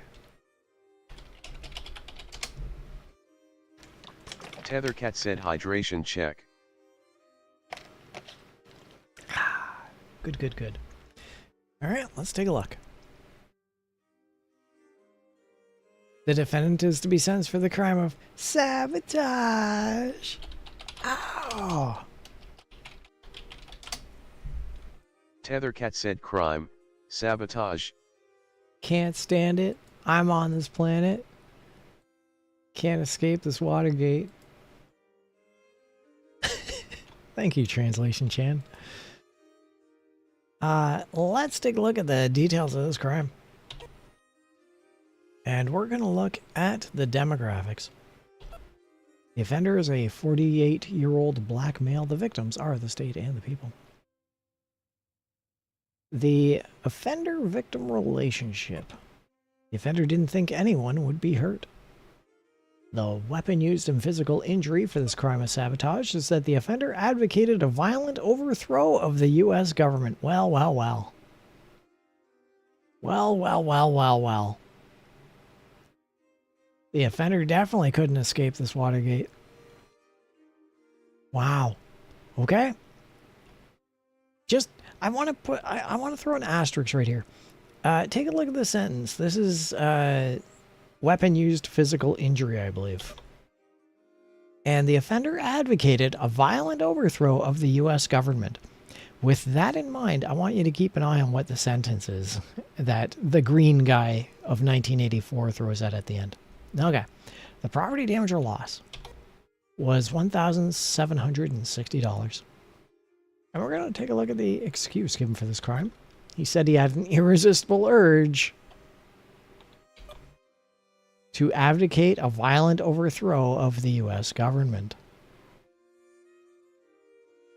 Okay, buddy. 48-year-old man. Let's take a look at the offender's criminal record. And we're going to look at the adult prior crime types for this 48-year-old. They include drunk driving. Prior arrests and convictions include 2 recorded prior arrests and 1 recorded prior conviction. The fugitive status on the day of the crime, he was on probation. The offender's reputation, he's known as Babyface. Don't think we need to look at juvenile court blotter. So let's check out the pre-sentence report. And we're going to take a look at the personal details. The offender is unmarried. He shoots dope. He has a high school equivalence diploma, and his employment history is that he's a white-collar worker. The courtroom prosecution details. Trial evidence revealed the defendant as a ringleader. The defendant was defended by a private attorney. He's a ringleader. And do we need to look at the offender's upbringing or mental history? I don't think we need to look at the offender's upbringing. I am definitely curious about the mental history on this one. The offender has an average IQ. The case. The crime is sabotage. The details have been laid out, but we'll review it with the clipboard of justice. Property damage or loss was $1,760. The offender didn't think anyone would be hurt. The offender advocated a violent overthrow of the U.S. government. The offender is a 48-year-old man. The victims are the state and the people. The offender said he had an irresistible urge. The offender is on probation. The offender is also known as Babyface. Prior crimes include drunk driving, of which he has had 2 recorded prior arrests and 1 recorded prior conviction. Trial evidence revealed the defendant as a ringleader. Not certain of what, but he is a ringleader. The defendant was defended by a private attorney, and he has an average IQ. The offender is unmarried, shoots dope, has a high school equivalence diploma, and the offender is a white-collar worker. The crime is sabotage. $760. First of all, he didn't overthrow the U.S. government, but he advocated a violent overthrow of the U.S. government. I think that's prison worthy. I think that's darn near treason almost.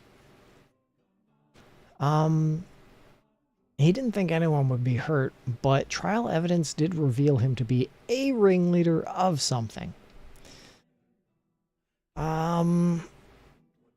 I personally would give this guy a minimum of 5 years, and honestly, I'd be going 7.5 years of prison. A good halfway mark between 5 years and 10 years. Yeah, that's about it. There's not much more extraneous itemeries to this case. I think that we're going to give him a midway point between 5 years and 10 years. This is good enough. Let's take a look. I am insanely curious how this green judge is going to score this case. Prison, 18 years, 5 months. Remember I said to... 96 said 7 years. Yeah, 7 years, and I guess both of us were a little late, considering 1984 green judge gave this guy nearly 20 years of prison for advocating a violent overthrow of the U.S. government, amounting to $1,700. Keep that in mind, everybody. Let's see how we score. Welcome to 2024. Well, wasn't perfect, but we'll take it.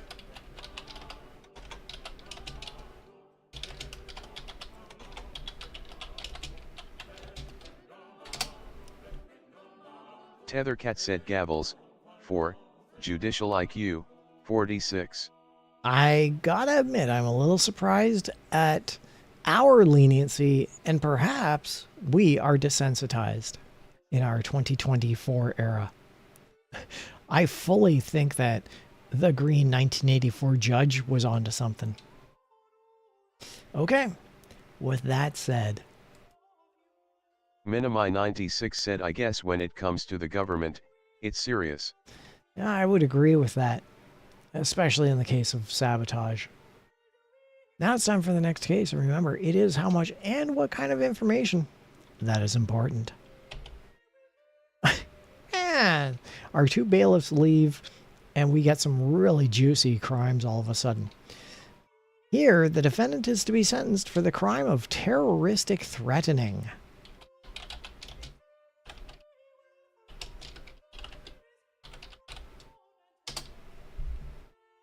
Tethercat said crime, terroristic threatening. I don't think I've ever seen the word terroristic. Okay, let's take a look at the details of this crime. And we're going to take a look at the demographics. The offender is 18 years old. My. The offender is an 18-year-old black Catholic male. The victim was a 20-year-old black Catholic woman. A couple of youngsters. We're definitely going to have that 18-year-old in mind when we start looking at juvenile. The offender-victim relationship. Oh, they were siblings. And the weapon used physical injury for terroristic threatening. The victim has become sexually impotent. What is going on with these siblings? The property damage or loss, there was none, but the excuse given for this crime? The offender said he wanted to impress a movie star. Damn. This is harsh. Let's take a look at the offender's criminal record. And we're going to look at adult prior crime types for this 18-year-old. They include misdemeanors, prior arrests, and convictions. Since turning age 18 as a legally recognized adult, this 18-year-old has had 10 recorded prior arrests and 9 recorded prior convictions. One of which included a misdemeanor. Actually, that's pluralized, so at least 2 included misdemeanors. Fugitive status on the day of the crime. This 18-year-old has no holds, surprisingly. The offender's reputation. The offender is a religious fanatic. I believe, looking at the details of this crime and the demographics, that both brother and sister were Catholic. And we're going to take a look at the juvenile court blotter for this 18-year-old man who is leading an interesting life to this point. The offender's juvenile offenses include threats to a teacher. Oddly, this is not surprising. Let's take a look at the pre-sentence report. And we're going to take a look at the personal details. This 18-year-old man is unwed, he's often drunk, and he is a law school applicant. If anyone's going to know anything about the law, it's going to be this guy. His employment history is that he's a restaurant owner. That's a sign of affluence, if you ask me. The courtroom prosecution details. The probation officer recommends leniency? What? The press was excluded from the courtroom. Let's take a look at... We need to know the offender's upbringing, obviously. And I'm a little curious about the mental history. Not greatly, but I'll take a look at it nonetheless. The offender's upbringing. The offender's mother was a prostitute, and the offender is from the Midwest. How did this guy become a restaurant owner? Let's take a look at the mental history. The offender is mildly anxious. He bites his fingernails until they bleed. This is a crazy case. I don't get this case. I'm not certain I know how to score this case. Let's review the known facts on the clipboard of justice. The crime is terroristic threatening. There was no monetary loss. The victim was the offender's sister. The victim has become sexually impotent. The offender is a 18-year-old Catholic male. The victim was a 20-year-old Catholic woman. The offender said he wanted to impress a movie star. The offender has no holds. The offender is a religious fanatic, and his prior crimes include misdemeanors. The offender's juvenile offenses include threats to a teacher, and he's 18, but he has had 10 recorded prior arrests and 9 recorded prior convictions as an adult. The probation officer recommends leniency. The press was excluded from the courtroom. The offender's mother was a prostitute, and the offender is from the Midwest. The offender is mildly anxious. He bites his fingernails until they bleed. The offender is unwed, is often drunk, and is a law school applicant. As well, the offender is a restaurant owner. I don't get it. I don't get it. I just don't get it. The crime is terroristic threatening.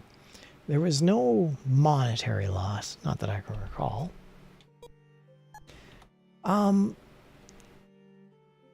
So it's only the physical injury against a family member.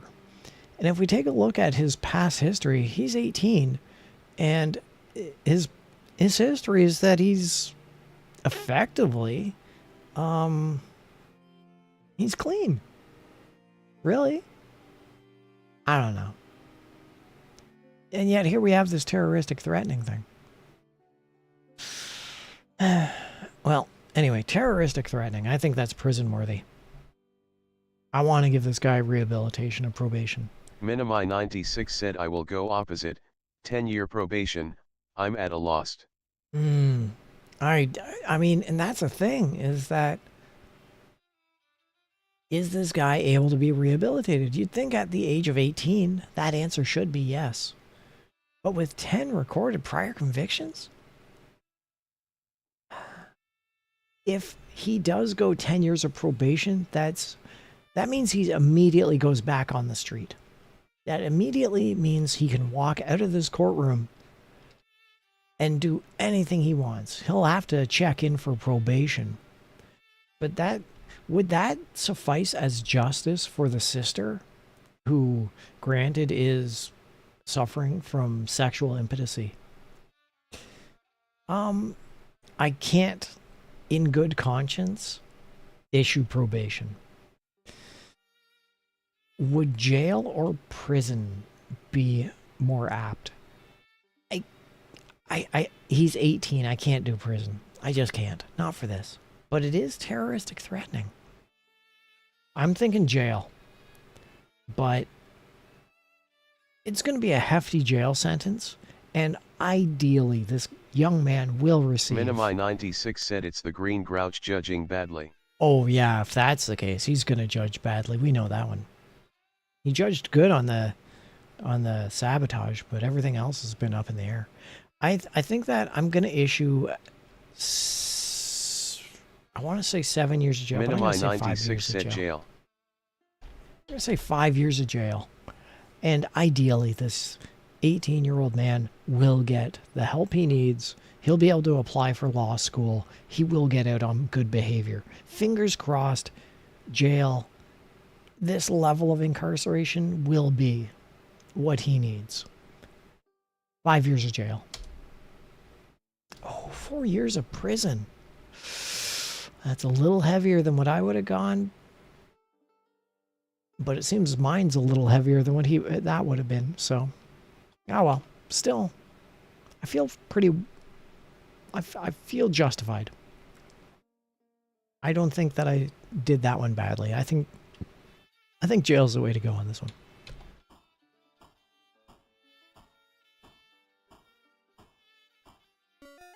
Now we got 8 gavels.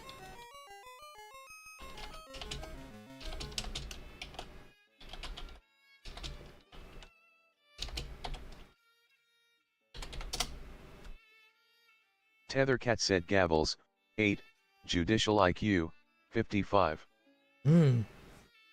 Interesting. We have a keen eye for justice, splendid work. All right, we're coming to the top of the hour. And... Minimi 96 said we wanted to help the guy, that's all. That's absolutely right. We wanted to help this guy. We really did. We're coming to the top of the hour. If we were to cancel the remainder of the game, this would be our last case. But you know what? I'm willing to go just that little bit further. I'm feeling good. We haven't played in a while. It's the weekend. Let's fire this off and just continue on until my yawns become far too much. So we're going to hit this case. Minimi 96 said not bad. I know, right? Like, that was not bad at all. Okay, everyone. Now it's time for our next case.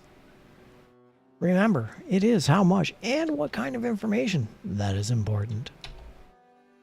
Oh, we waded through the cases of inconsequence, and now we're hitting a string of really juicy cases. The defendant is to be sentenced for the crime of murder of a police officer.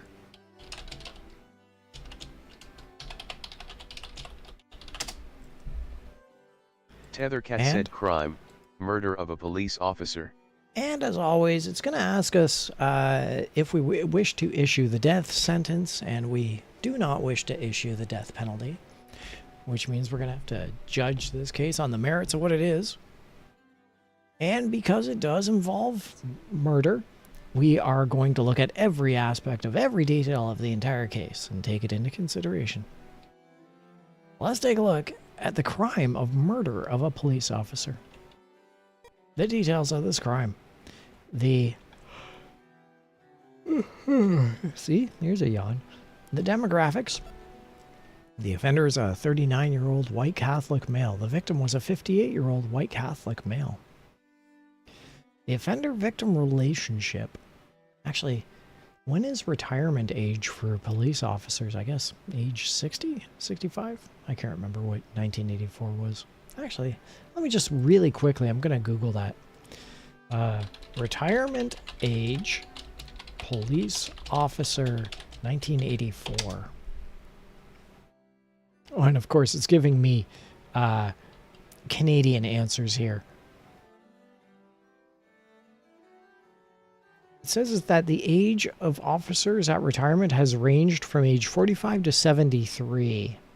That makes sense if you remember Barney Miller and Abe Vigoda. He was 139 in that show. Okay. The offender is a 39-year-old white Catholic male. The victim was a 58-year-old white Catholic male. The offender-victim relationship is defined by the crime. The weapon used physical injury. The victim died in a booby-trapped car. Wow. What a way to go. That's straight out of Dick Tracy.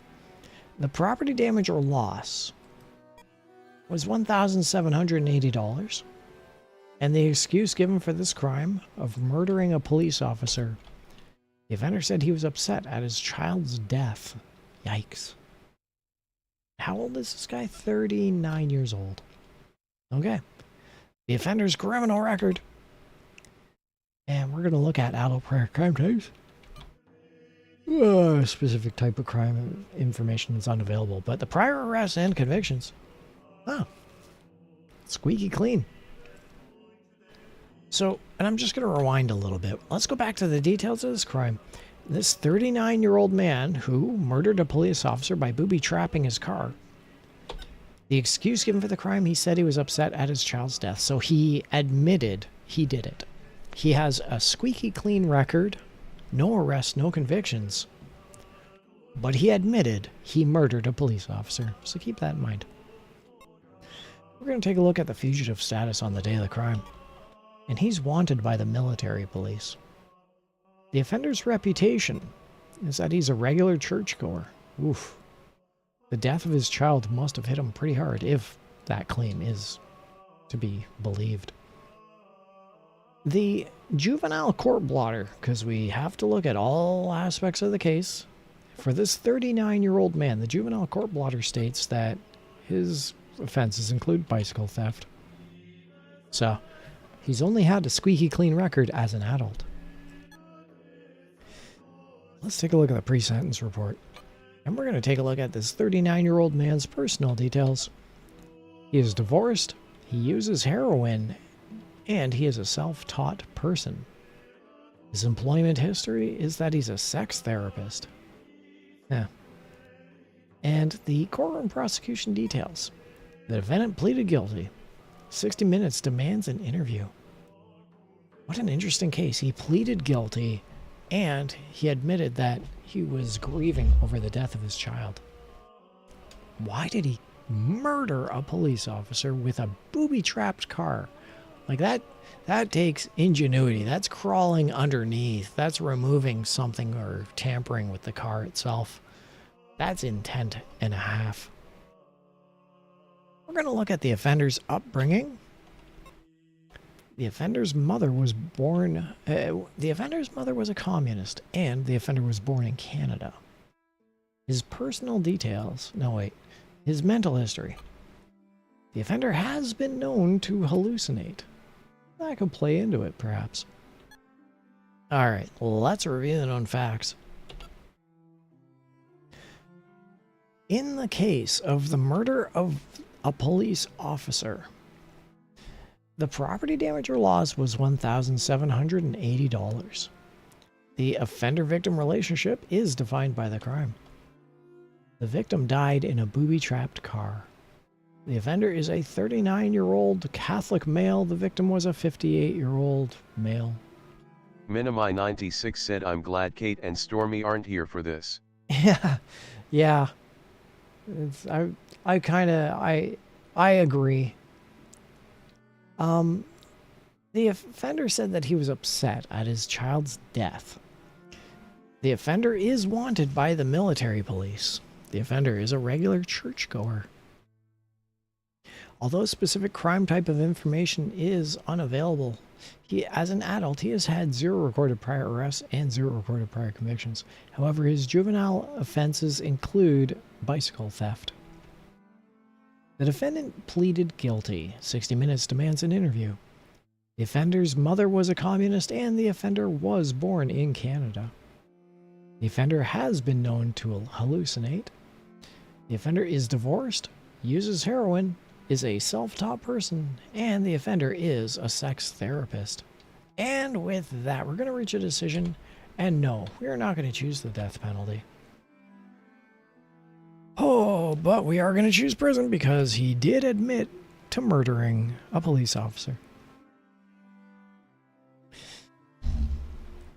minimum baseline of admitting that you murdered someone, I feel, should be at least 12 years, and I usually baseline it at around 15, but 12 is a low ball on, you know, people with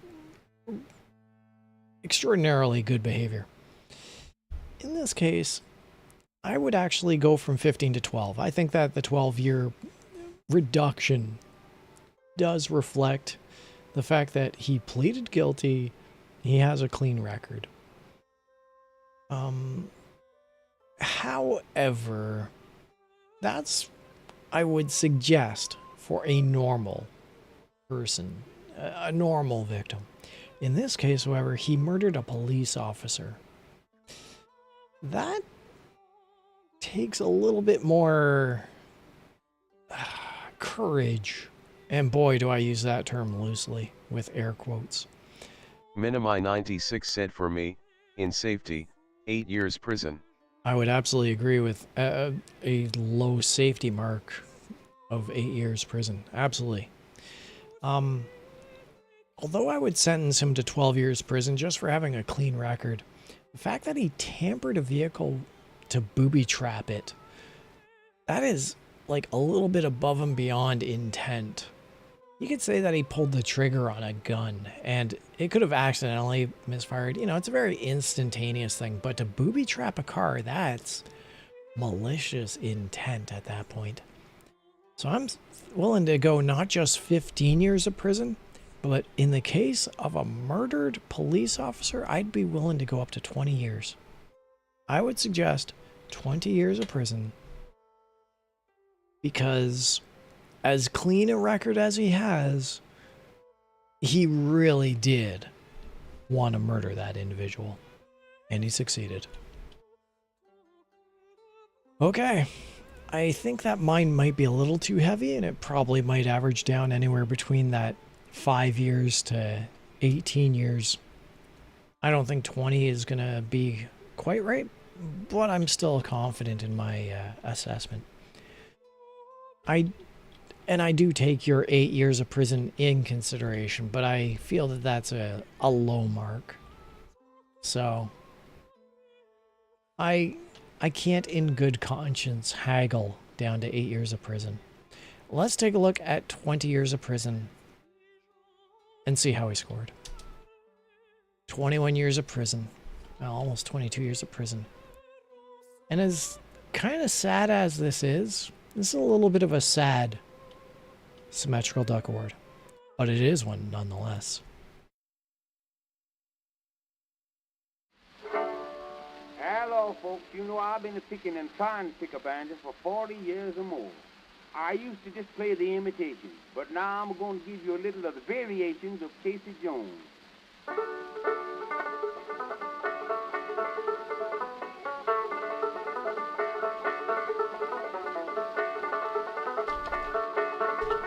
Minimi 96 said congrats, clapping hands, clapping hands, clapping hands. Tethercat said symmetrical duck awards, 2.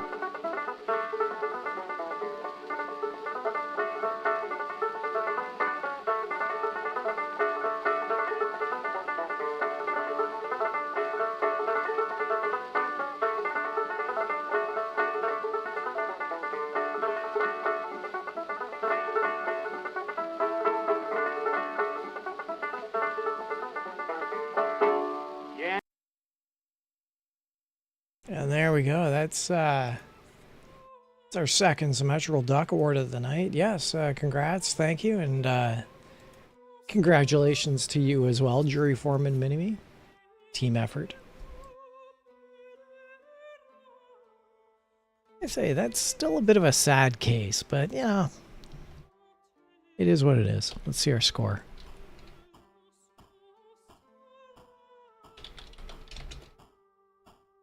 Well, what do you know? We got 10 gavels on that one.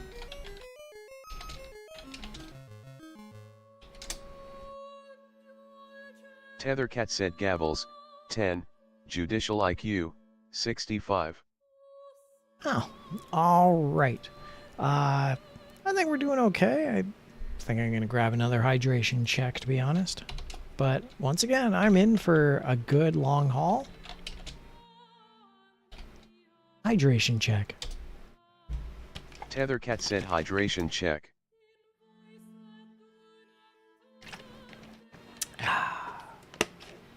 Okay. Now then, yeah, I'm in for quite a few more cases. So let's make this a marathon session and go for the next 78 hours. Or at least for a couple more cases. Time for our next case, incidentally. Remember, it is how much and what kind of information that is important. Ooh, the defendant is to be sentenced for the crime of possession of a deadly weapon.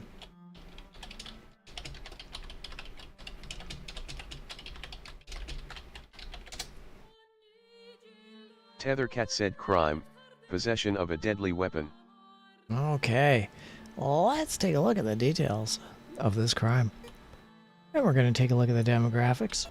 The offender is a 22-year-old... Minimi96 said I'm still awake. Let's go. There we go. Jury foreman Mini-Me is still awake. Let's go.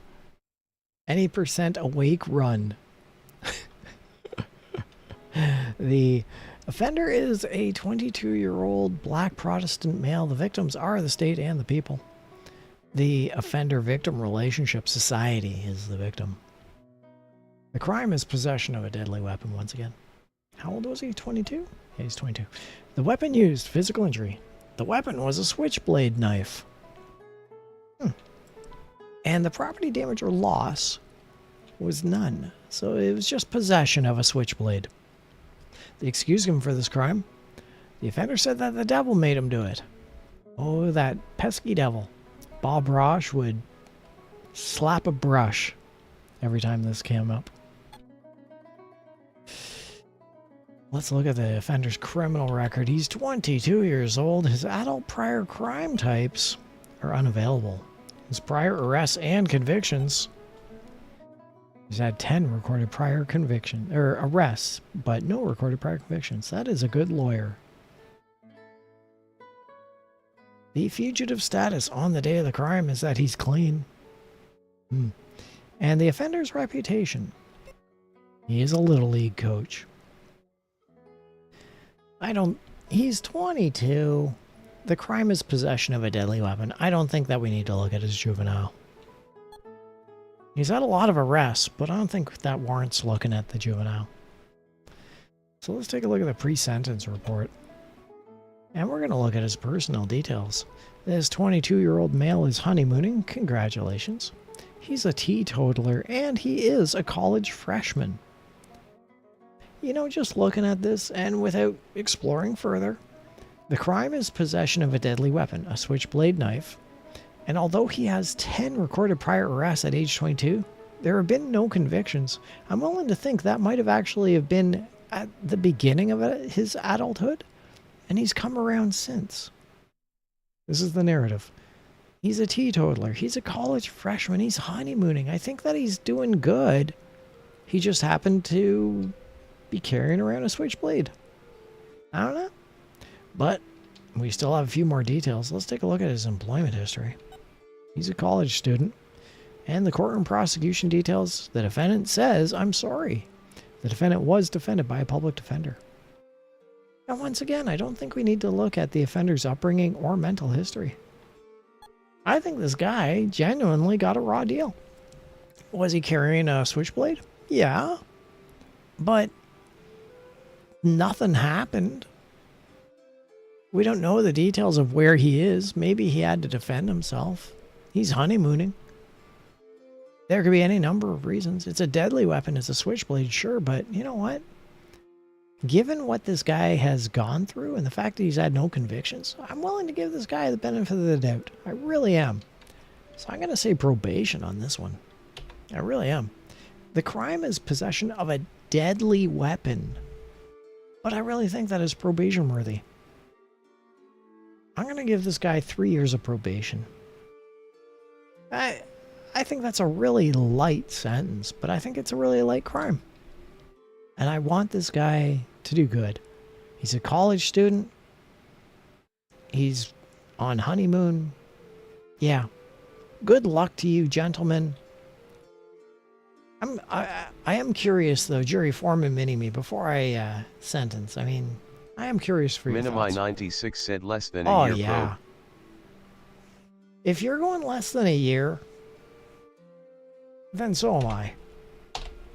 I think I wouldn't do 6 months, but I'd do 9 months. I'd do 9 months of probation, sure. I'd be willing to do that. I think that it's an exceptionally light crime, and I think it's an exceptionally light sentence. I'm willing to go 9 months. Let's take a look and see how we scored. Jail for 2 years. Ooh, 2 years of jail. That's harsh. That's incredibly harsh. What is the message that's trying to be sent here? Is possession of a switchblade that warranting for 2 years of jail? God. All right. I think we got one gavel on this, but I think we're in the right. I think that we're in the good. Man. That's a rough one, that one is.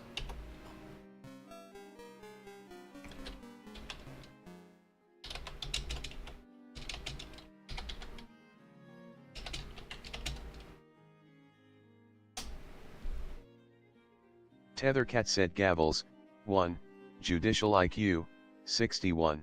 And I really am on board with going less than a year of probation. I agree. I full-heartedly agree. All right. Let's get on to the next case. Keep the momentum up. Keep the inertia-ing. Minimi 96 said in the eyes of the law, they're just sensitive. Yeah. Yeah, kinda. All right, it's time for our next case. Remember, it is how much and what kind of information that is important. I wish that this green guy would take those words to heart. Well.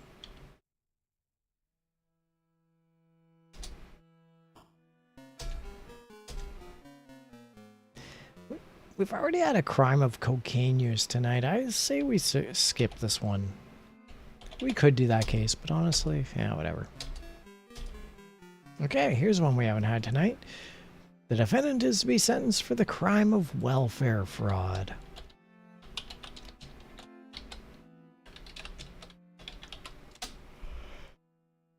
Tethercat said crime, welfare fraud.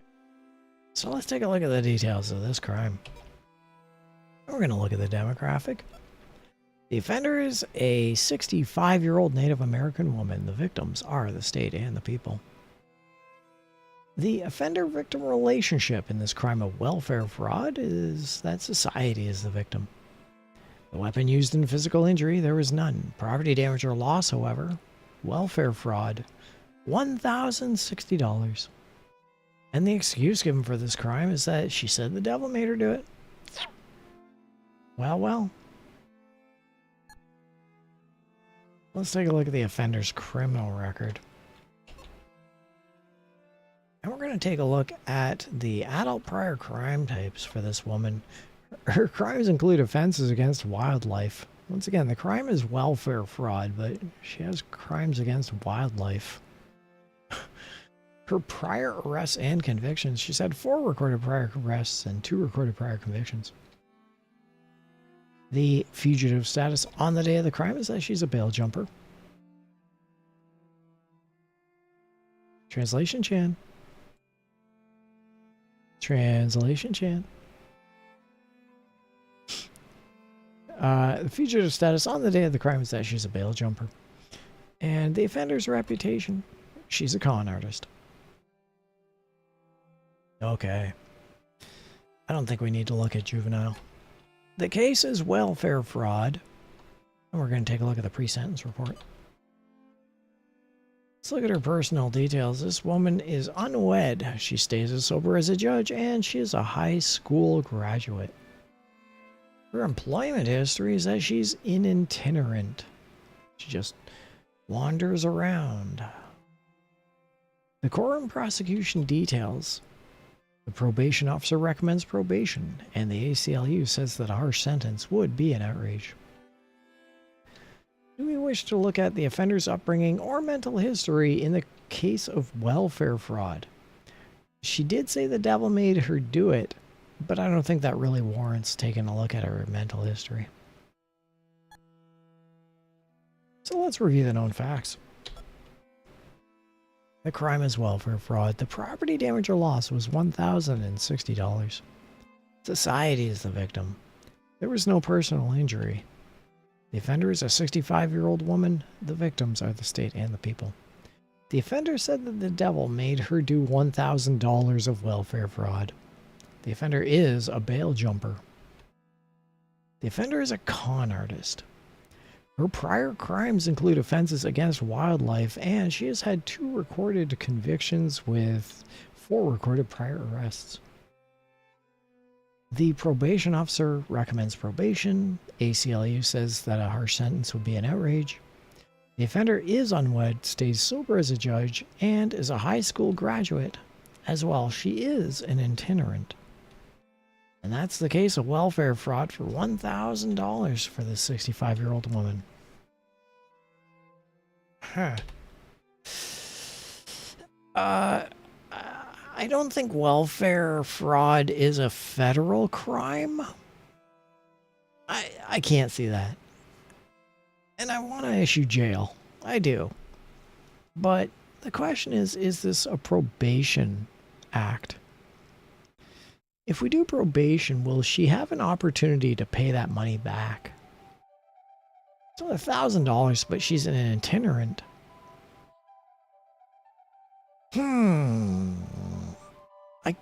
Age 65, I can't see probation on this one. I think it would have to be a jail sentence. I don't think it's going to be a heavy one. Maybe 6 months of jail. Maybe. Slap on the wrist, sure, but sounds like she doesn't have the $1,000 to pay back. That's why she committed welfare fraud. So yeah, it would be a different case if she had a steady job, but she's an itinerant. I think 6 months of jail time would allow her to gain support. Minimi 96 said 5 years jail. Oh. Harm to wildlife. Yeah, prior offenses included offenses to wildlife. Yes. But I don't know. If this case related to harming wildlife, if this case was about hunting out of season, I would go much harsher. But it's just welfare fraud. I think that I think 6 months of jail might be a bit light. I'd be willing to go up to a year of jail. But I can't see the harming of wildlife coming into this case. I'd be willing to go up. I'd barter up to 1 year of jail time, though. My heart is in 6 months jail time, but just given that she does have prior arrests and convictions, I'd say 1 year is acceptable. I can't stand people talking in my ear. Okay, let's take a look at how he scored. Jail for 2 months, 20 days. Yeah.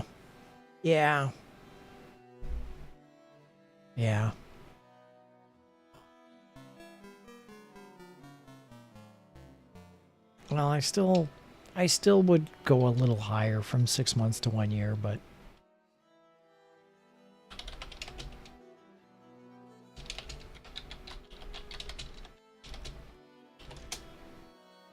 Tethercat said Gavels, 1, Judicial IQ, 52. yeah, that's a rough one. It's not really rough, don't get me wrong. It's not like, I'm morally corrupted by that last one. I don't know. Ultimately, it's just a case of welfare fraud, nothing to really write home about. We have other cases to go.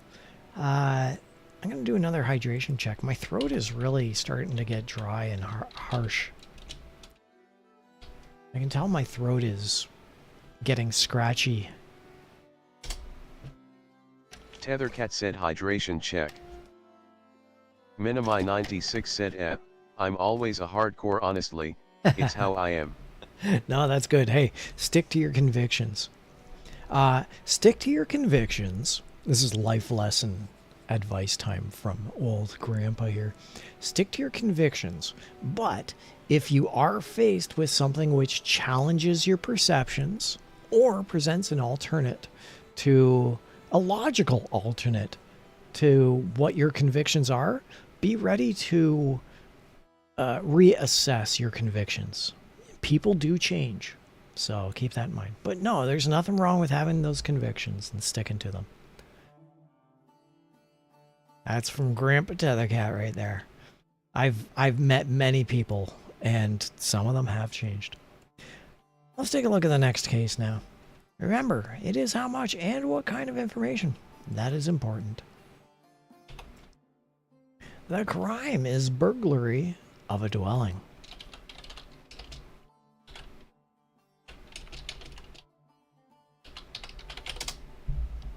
Tethercat said crime, burglary of a dwelling. Alright, let's take a look at the details of this crime. We're going to look at the demographics. The offender is a 51-year-old Hispanic male.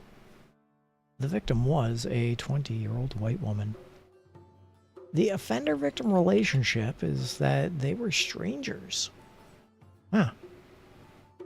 Okay, burglary of a dwelling. He just kind of popped in and burgled her dwelling.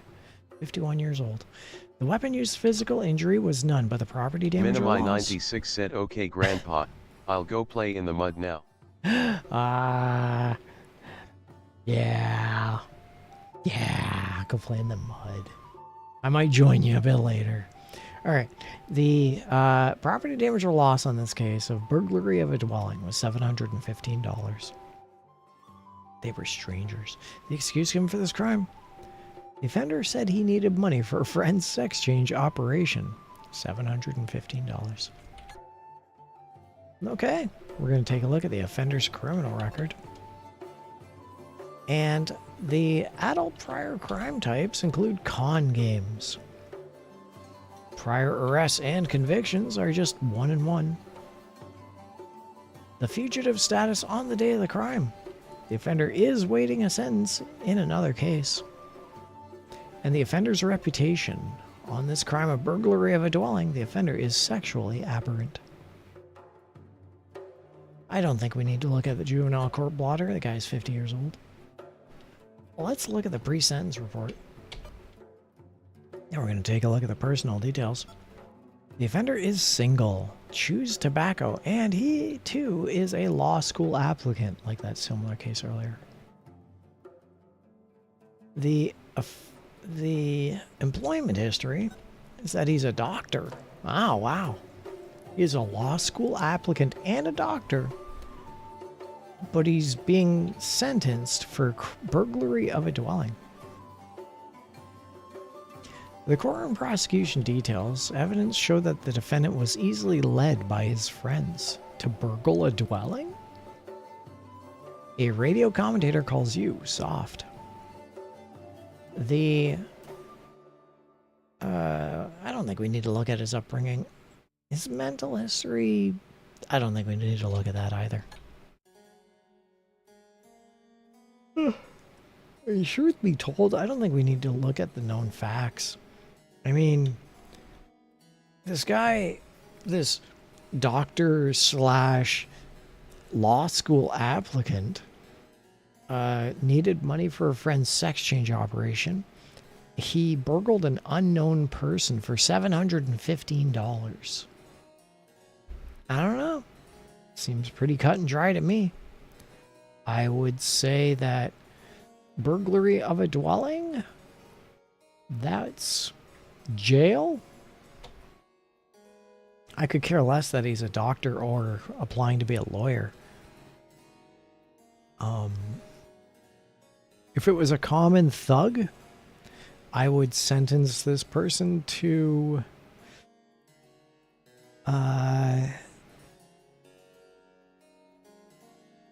$715 burglaring of a dwelling? Wow, I would say 2 years of jail. And time off for good behavior, but... And that's for a common thug, and that's kind of how I view this doctor/law school applicant. 2 years of jail. It could be probation worthy, but honestly, he should know better. If he's a doctor and if he's a law school applicant, that doesn't mean he's stupid. He should know better. Alright. Let's run with 2 years of jail and see how we go. Prison. 4.5 months of prison. For $715 of burglary. Whew. Definitely harsh. Well, we still got quite a few gowls out of it.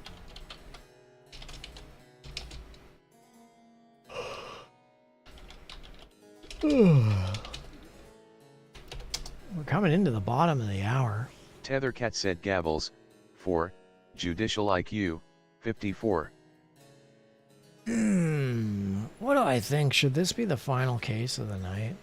I mean, I am definitely getting tired at this point. We're past my bedtime. Let's make this the final case of the night. And whether it's a big one, such as presidential assassination, whether it's a small one, such as jaywalking, doesn't matter. I think this will be our final case of the night. And with that said, let's get ready for our final case. Remember, it is how much and what kind of information that is important.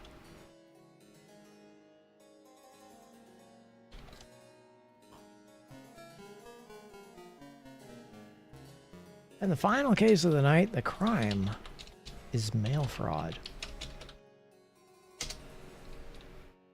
Tethercat said crime, mail fraud. Let's look at the details of this crime. And we're going to look at the demographics. The offender is a 24-year-old black Catholic male. The victims are the state and the people. The offender-victim relationship. Society is the victim. The weapon used, physical injury. There was none. The property damage or loss was $560 of mail fraud. That's a lot of postage stamps. The excuse given for this crime, he said he needed money to support a drug habit. This 24-year-old man. Now let's look at the offender's criminal record. His adult prior crime types are unavailable, but this 24-year-old has had no prior recorded arrests and no prior recorded convictions. He's clean. Or at least that's what we want to think. Let's take a look at his fugitive status on the day of the crime. He's not a fugitive. So it's $500, and he did admit he needed it for a drug habit, but otherwise he's not a criminal. Okay? The offender's reputation is that he's a political extremist. I don't think we need to look at juvenile. So let's take a look at the pre-sentence report. And the personal details of this young man is that he's separated, he drinks moderately, and he is a self-taught person. His employment history is that he is a media star. Well, that throws an interesting wrench.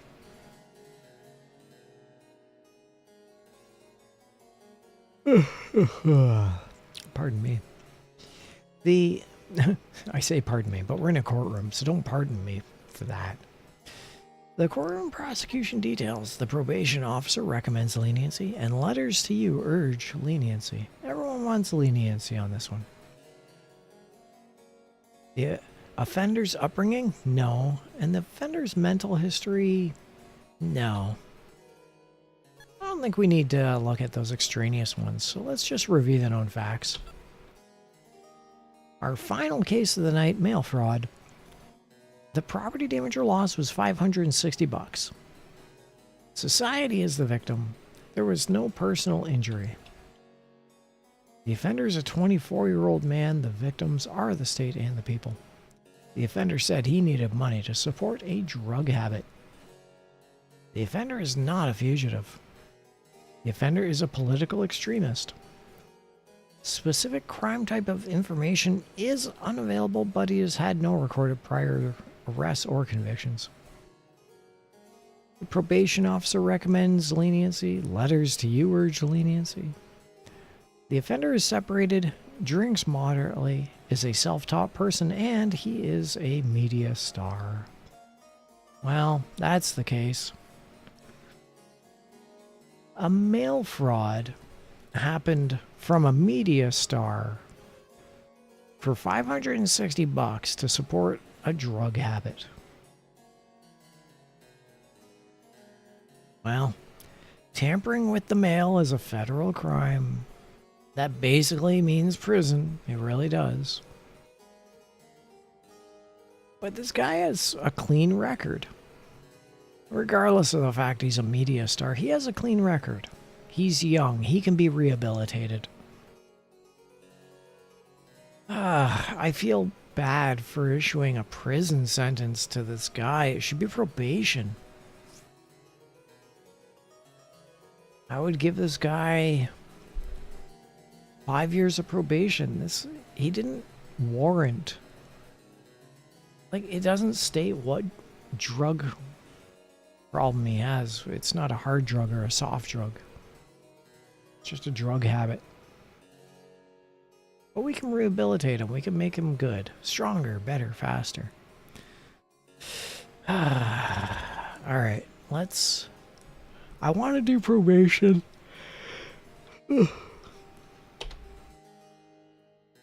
Tampering with mail is a federal crime. If it is prison, it's going to be like a month. Maybe 6 months of prison. But honestly, that's not going to be rehabilitating. If it is jail. Minimi 96 said 2 years jail or probe maybe. I know, 2 years of jail. I would go for that, but honestly, even that I feel is way too harsh. I'm going to completely go off the rails here. Even though it's mail fraud, and even though I believe it's a federal crime that is prison worthy, I'm going to go probation, and I'm going to say 5 years of probation. And I'm actually willing to say 7 or 10, but honestly, I think 5 years of probation is adequate. I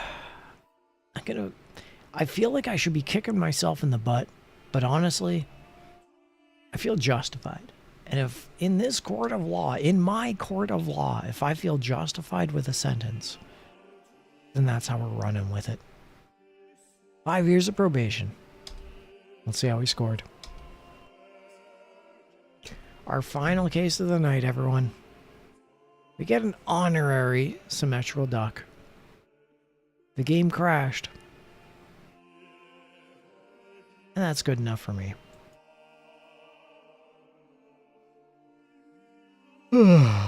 Well, that's it. That's the game. Getting gavels.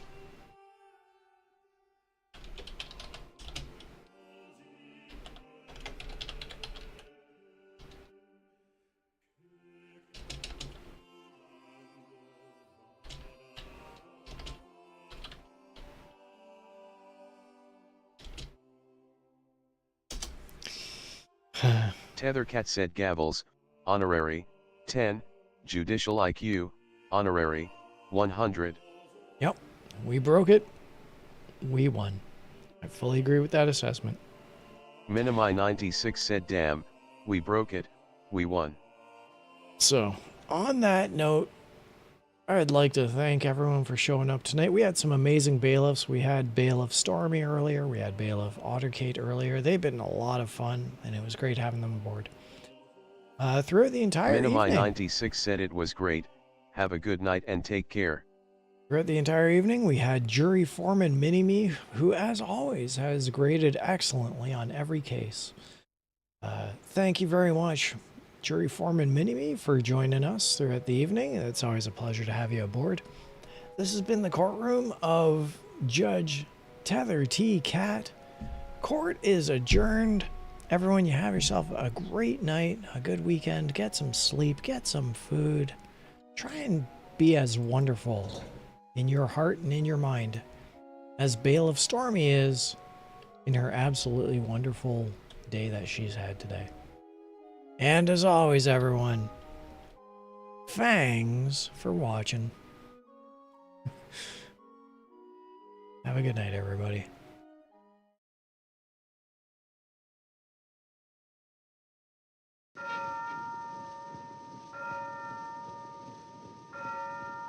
Tethercat said thanks for watching. Tethercat said _carrot.